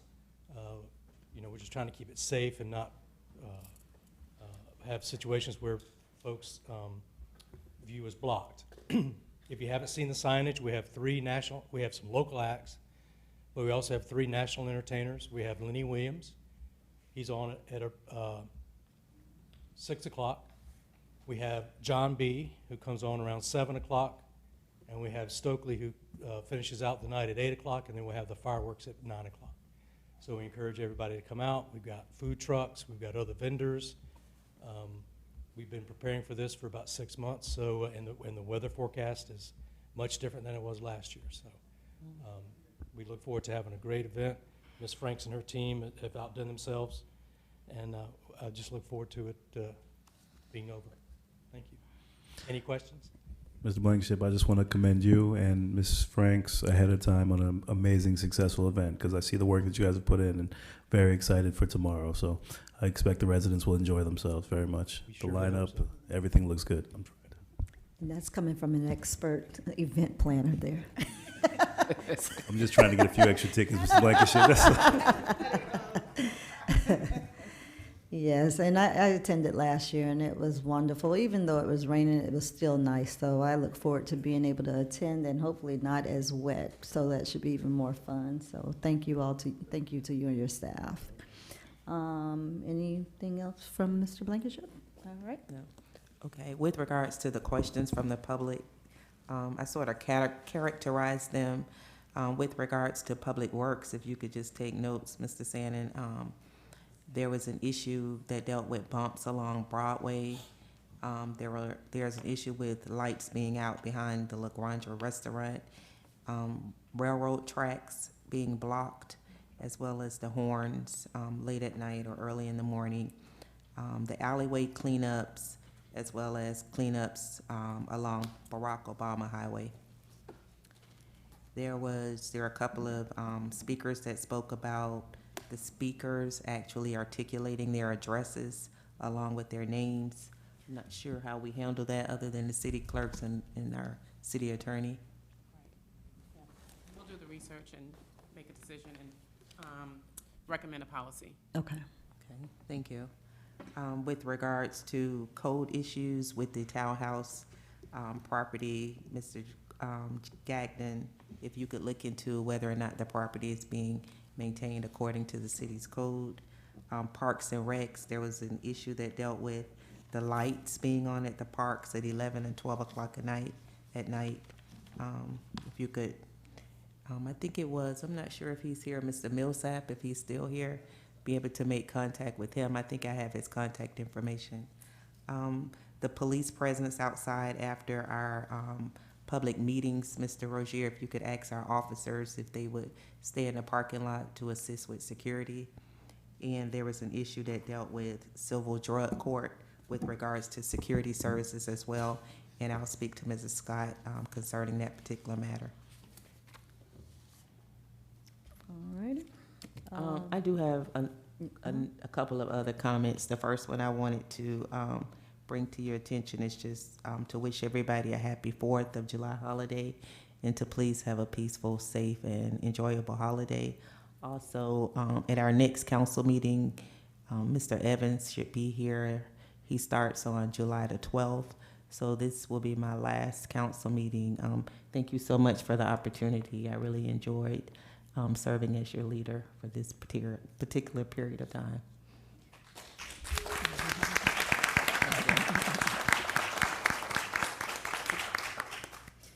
And we know that you were definitely baptized by Oh, I know, fire right? while you were here. So, and you held it down, you know, with grace. So I definitely appreciate you stepping up and stepping in for us and holding us together, even though I know there were many times you probably was like, hey, you can have these keys back. I'll go back to my spot. Yeah. I'm good. I was talking to Mr. Evans on yesterday, and he called, and he was just joking. He was like, I'm not coming back. And I was like, oh, yes, you are. So, yeah, hey, it's good, but I'm ready to hand it over, Yeah, right? I'm ready to go. Definitely appreciate that, and we will certainly recognize that when Mr. Evans comes back here for you. Thank you so much for the opportunity, Mr. Lawson, Mrs. Lanier, Mr. McCoy, Mrs. Miller Anderson, and Mayor Felder, as well as Dr. Botel. Most Sincerely definitely. appreciate it. And the staff as well. I really enjoyed working with you all. I think you all are valuable employees as well as the residents. Thank you for allowing me the opportunity to assist. Thank you. All right, discussion by city attorney?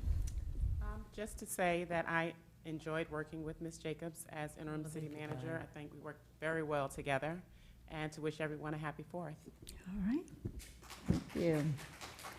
City council committee reports. Statements by the mayor and city council. Start with the mayor and go down. Yes, I'm gonna miss you, Deidre. Going too far, are you? Can I hire Deidre on my team? I know, of course. Just a couple things I want to deal with. First, I had the opportunity to meet with Mount Calvary, Pastor Waldo. Mount Olive. Mount Olive. What did I say? Mount Calvary. Mount Calvary. Mount Olive. Excuse me. Such a humble man. And he wanted to make sure that, I think the last meeting, as we was talking about the signs, one of the members, and you know, sometimes when you're passionate about something, you say stuff that you probably wouldn't normally say. So he wanted to make sure that whatever was said, it didn't come from he or his members, per se.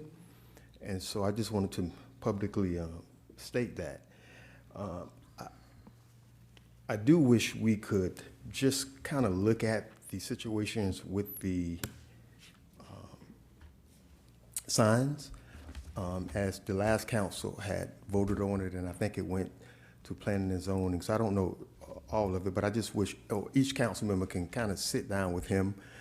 He's not trying to make a big deal out of it, but I think just his heart, they raise money for these signs. If we could just spend some time with him being the pastor and hear his heart. And again, he's not trying to go against you guys, and I'm not trying to go against you guys' decision, but just meeting with him, man, such a humble man. I think it would do us good just to meet with him, and if, you know, we don't agree with the sign he wants to put, he's okay with that. But I still want to keep that communication and relationship with him. Secondly, the seniors prom. I tell you, man, I haven't partied like that in a long time. I was blessed. I actually want to start. See that lady in the red? She can jam, y'all. Yes, she can. Don't let them fool y'all. And then the hype man, I found out my wife was dancing with the hype man, and his name ended up being Ronnie. And he was hype. Yes, he was. But I also said I want to start a seniors line. What do they call it? Line dancing. I just want to have something for seniors so they can teach us young folk how to line dance. but what a great time, and it was an honor to be with you guys. Also, I know we talked about youth empowerment. I was kind of talked to Ms. Grimsley, I think today, and she had to cancel the college tour. And you know, I want to make a plea out to parents that we have to invest in our own kids, and not one parent from Riviera Beach stepped up to pay the cost to do a college tour. And so I really want to work in that area, working with our parents and Ms. Grimsley, because I think it was or is a wonderful opportunity for our kids to explore different colleges. And you can't blame the kids, I blame the parents. But just want to spend some time reaching out to our parents to let them know the importance of being involved in their children's life. And we can't do it all from a city where we front all the bill, I think that it has to be a buy-in with our parents also. So they won't be going on the college tour because of funds, and nobody from Riviera Beach stepped up from the families. Also, to close out, I do want to make an announcement. To pursuant to my authority as mayor and pursuant to the city's charter and Florida statutes, I have given notice to interim police chief, classified as Assistant Police Chief Micah Madden, that I plan to suspend him from his duties. I will provide my reasons thereafter at the next regular council meeting and will ask the council to approve said suspension at that time. However, within the next 2 weeks, I'm willing to explore other options. Thank you. All right, Mr. McCoy? Question for the mayor. So let me understand, you said you're gonna give the reasons and you're gonna ask us to ratify at that time? Yes. Next council meeting, yes. So it's all gonna happen in the same meeting? You're gonna give it to us, and then is there any rebuttal? Is there any due process extended to the city attorney? I'm sorry, the city police chief? At this time, as far as I know, everything will happen next week. When I give my reasons, it will be up to the board to make that decision. But however, in 2 weeks, if there's another way, I'm willing to listen to those ways that we can better handle this. But as far as now, I'm making a recommendation to suspend him, and I will give the council the reasons why next council meeting. You're making the recommendation now, but you're gonna give the grounds? Yes. Okay. All right, good enough. Thank you for that, Mayor. Ms. Jacobs, you can't go too far, so I wanna first say thank you for serving. I used to talk to you a lot more often than we went through quite a bit. And for folks that don't understand, this is really a lot to ask any city manager. It's like something every single day. Shirley calling me on my iPad at that. I gave a time limit. So it's really been a job, and I gotta really say thank you so much. Like, I can only imagine, I mean, early morning calls, even all the way up to nighttime, and members, I had the city manager and the city attorney out walking in road construction in Monroe Heights. Let me tell you how pleasurable that was. So they got to see what I had to do for the first almost month and a half of me being in office. But thank you for your dedication, Ms. Jacobs, and also Madam Attorney. I do need your help, Ms. Jacobs. I am putting on my first town hall meeting Tuesday, July 16th. And as we know, Mr. Evans will be here on the 12th. So the inaugural meet and greet will also be encompassed in that town hall meeting on Tuesday, the 16th, Lindsay Davis Center.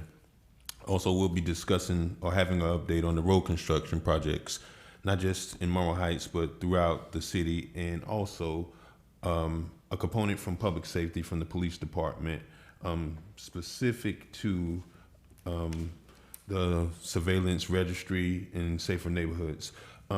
So please, I have some flyers downstairs. They'll be on the website, and I'll be distributing some tomorrow. So I look forward to my members to participate, and it is, as always, open to the public. So that's Tuesday, July 16th, Lindsay Davis Center. Thank you, Mr. Blankenship. What you know, time? we originally set it from 6 to 8. Okay. But now having the manager there, you know, I imagine it may extend a little longer, but Mr. Blankenship isn't keeping the clock on us, so we're gonna just keep it open no later than 9. So, Tuesday the 16th. Next and lastly, I wanna certainly have the conversation, Mr. Sherman, about the capital budget and some of these things. You know, what I did take from Senator Powell and Representative Jaquette was they talked about appropriations. I think if we are trying to do stuff with our facilities, especially, which is more important to me, the water utility facility, which is in District 1, we need to try to be ahead of the curve in identifying what is a priority, because money is not easy to come by when it comes from the legislature. But I think if we get an early start and we identify some things, we can have a shot at bringing back some money from Tallahassee. And I certainly want to commit to working on that. I don't know how we do it, but we definitely need to have the conversation about prioritizing our capital projects and figuring out where we need money. And that requires working with our Tallahassee lobbyists, and even if we can find something on the federal level. So I certainly want to do that, you know, starting in the month of August, having that conversation, or even delegating some staff to work on it. I think, Ms. Jacobs, I would love to see if you could help with that, especially since you've gotten intimately involved in operation and in administration. I think the appropriation and legislative process really requires somebody to, you know, commit to some of these projects that we have going on long term, so that we can address some of our infrastructure needs. So that's certainly what I would like to see coming forward. So that's it for me right now, Madam Chair, and for everybody else, happy 4th and safe 4th, and we'll see you guys back here on Friday, Ms. Jacobs. All right. You gonna be on Friday? No. Ms. Jacobs? No? No, I'll be in Baltimore, Maryland. Okay, thank you. Ms. Lanier. Yes, I'd like to thank Ms. Deirdre Jacobs for her service. She was certainly a help to me, and I'm sure with the other council members, for her untiring work, because I would call Ms. Deirdre at all times of night about questions I would have, and I appreciate her taking my call. So we certainly going to miss you in that position, Ms. Jacobs. We're looking forward to Mr. Evans, but we're certainly going to miss you.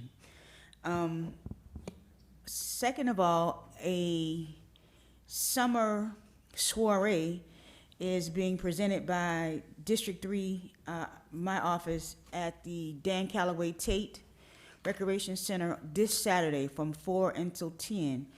It is in addition to the 4th of July that is happening with the City of Riviera Beach at the marina. This is for people who can't make the marina, for the neighborhoods of Federal Garden, Harmony Heights, for especially the members and residents of Stony Brook, and in that District 3 area. Of course, it is open to the entire city.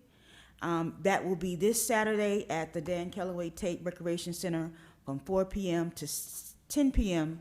And I apologize profusely for not having this read at the last meeting, but I would hope that you can share that information with the public and share that information with your neighborhoods for this neighborhood summer soiree, Saturday, July 6th, Tate Recreational Center,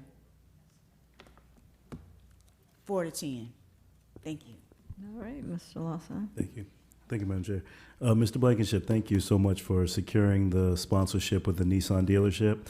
We had a conversation about a month or two ago, and you went in and jumped in and grabbed that sponsorship and covered some of our costs. So there'll be a title sponsor, and that's what us as a council and our department heads, I want us to reach out to the local businesses and try to provide support for the community, because that sponsorship will help with actually funding some of the events that's going to happen for our community. So thank you. Our events that I'm going to be hosting is going to be the first event from the council, City of Riviera Beach, CRA, Parks and Rec, and Clean and Safe. We're going to be doing an event called When They See Us. I would love to invite all of the residents, my colleagues, the mayor, everyone to come out to actually join us in a community conversation and a movie night. We're going to rotate around all the parks in Riviera Beach, starting at Cunningham Park on July 18th. Food will be served. We're going to have a community conversation with panelists from Riviera Beach, judges, officers, mental health therapists, and attorneys to talk about knowing your rights, community policing, helping to support each other with raising and uplifting this community. So I think it's going to be very important that everyone comes out to enjoy and partake in this conversation. The first one will be at Cunningham on July 18th. Also, my company last year hosted a Bridge to Infinity camp. We're going to be doing it again July 29th, and I need some help and support from the residents. We need some additional students to come. The age group is between 13 and 17. We're looking for young men and young women. We have sponsorship secured with Healthier Neighbors, who's going to be partnering with us and providing support for these kids. It's an entrepreneurial camp to teach young men and women about trades, about business. So please, if you have anyone between 13 and 17 that would like to partake, the dates are July 29th through August 2nd, and they can register at bridge2infinity.com, bridge2infinity.com. And Ms. Jacobs, thank you so much. You've been amazing for us. During this time, these first 3 months of actually being in office, you've made it much easier for us. So thank you, and I look forward to continuing to work with you. And when Mr. Evans comes in, I hope he sees the work that you've put in, and hopefully we can keep you here for a long time. Thank you, Mr. Lawson. I appreciate it. Everyone, happy 4th. Have a safe 4th, and make sure everyone enjoys it. Leave the fireworks to the Parks and Rec, and make sure we enjoy it there. All right? Not Parks and Rec, the I'm sorry. the people that are experts. The people who's in the professionals. I just had a question, and maybe this could just be answered at another time. You can look into it. Regarding the forfeiture funds, does part of that go towards the youth empowerment program?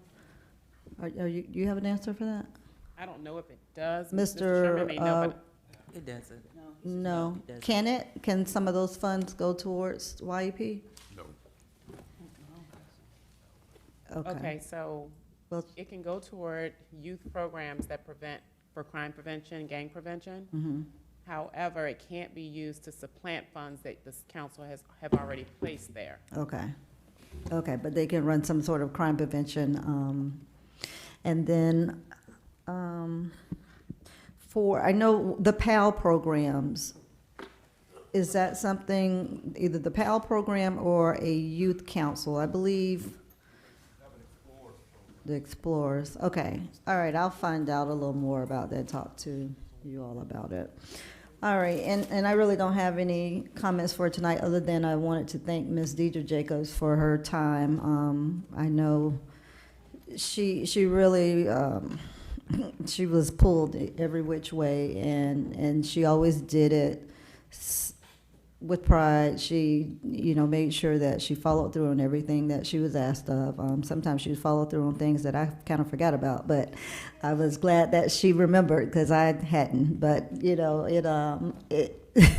She never got upset either. No, she didn't. And she always said thank you for the opportunity. And so that was definitely recognized. And as Mr. Lawson stated, hopefully we'll be able to utilize your services and your expertise in different areas once Mr. Evans come back. I don't want to see you go back to just being in the background. You're not going to fade to the back anymore. So you've put yourself out front, so now we expect for you to stay out front, so. Thank you. I appreciate it, Ms. Miller. No problem. All right, with that being said, I want to hope everyone stays safe and put this on the record book, Ms. Lanier. It's 9:30 and we are adjourned. That's early for Shonda. For her, I mean.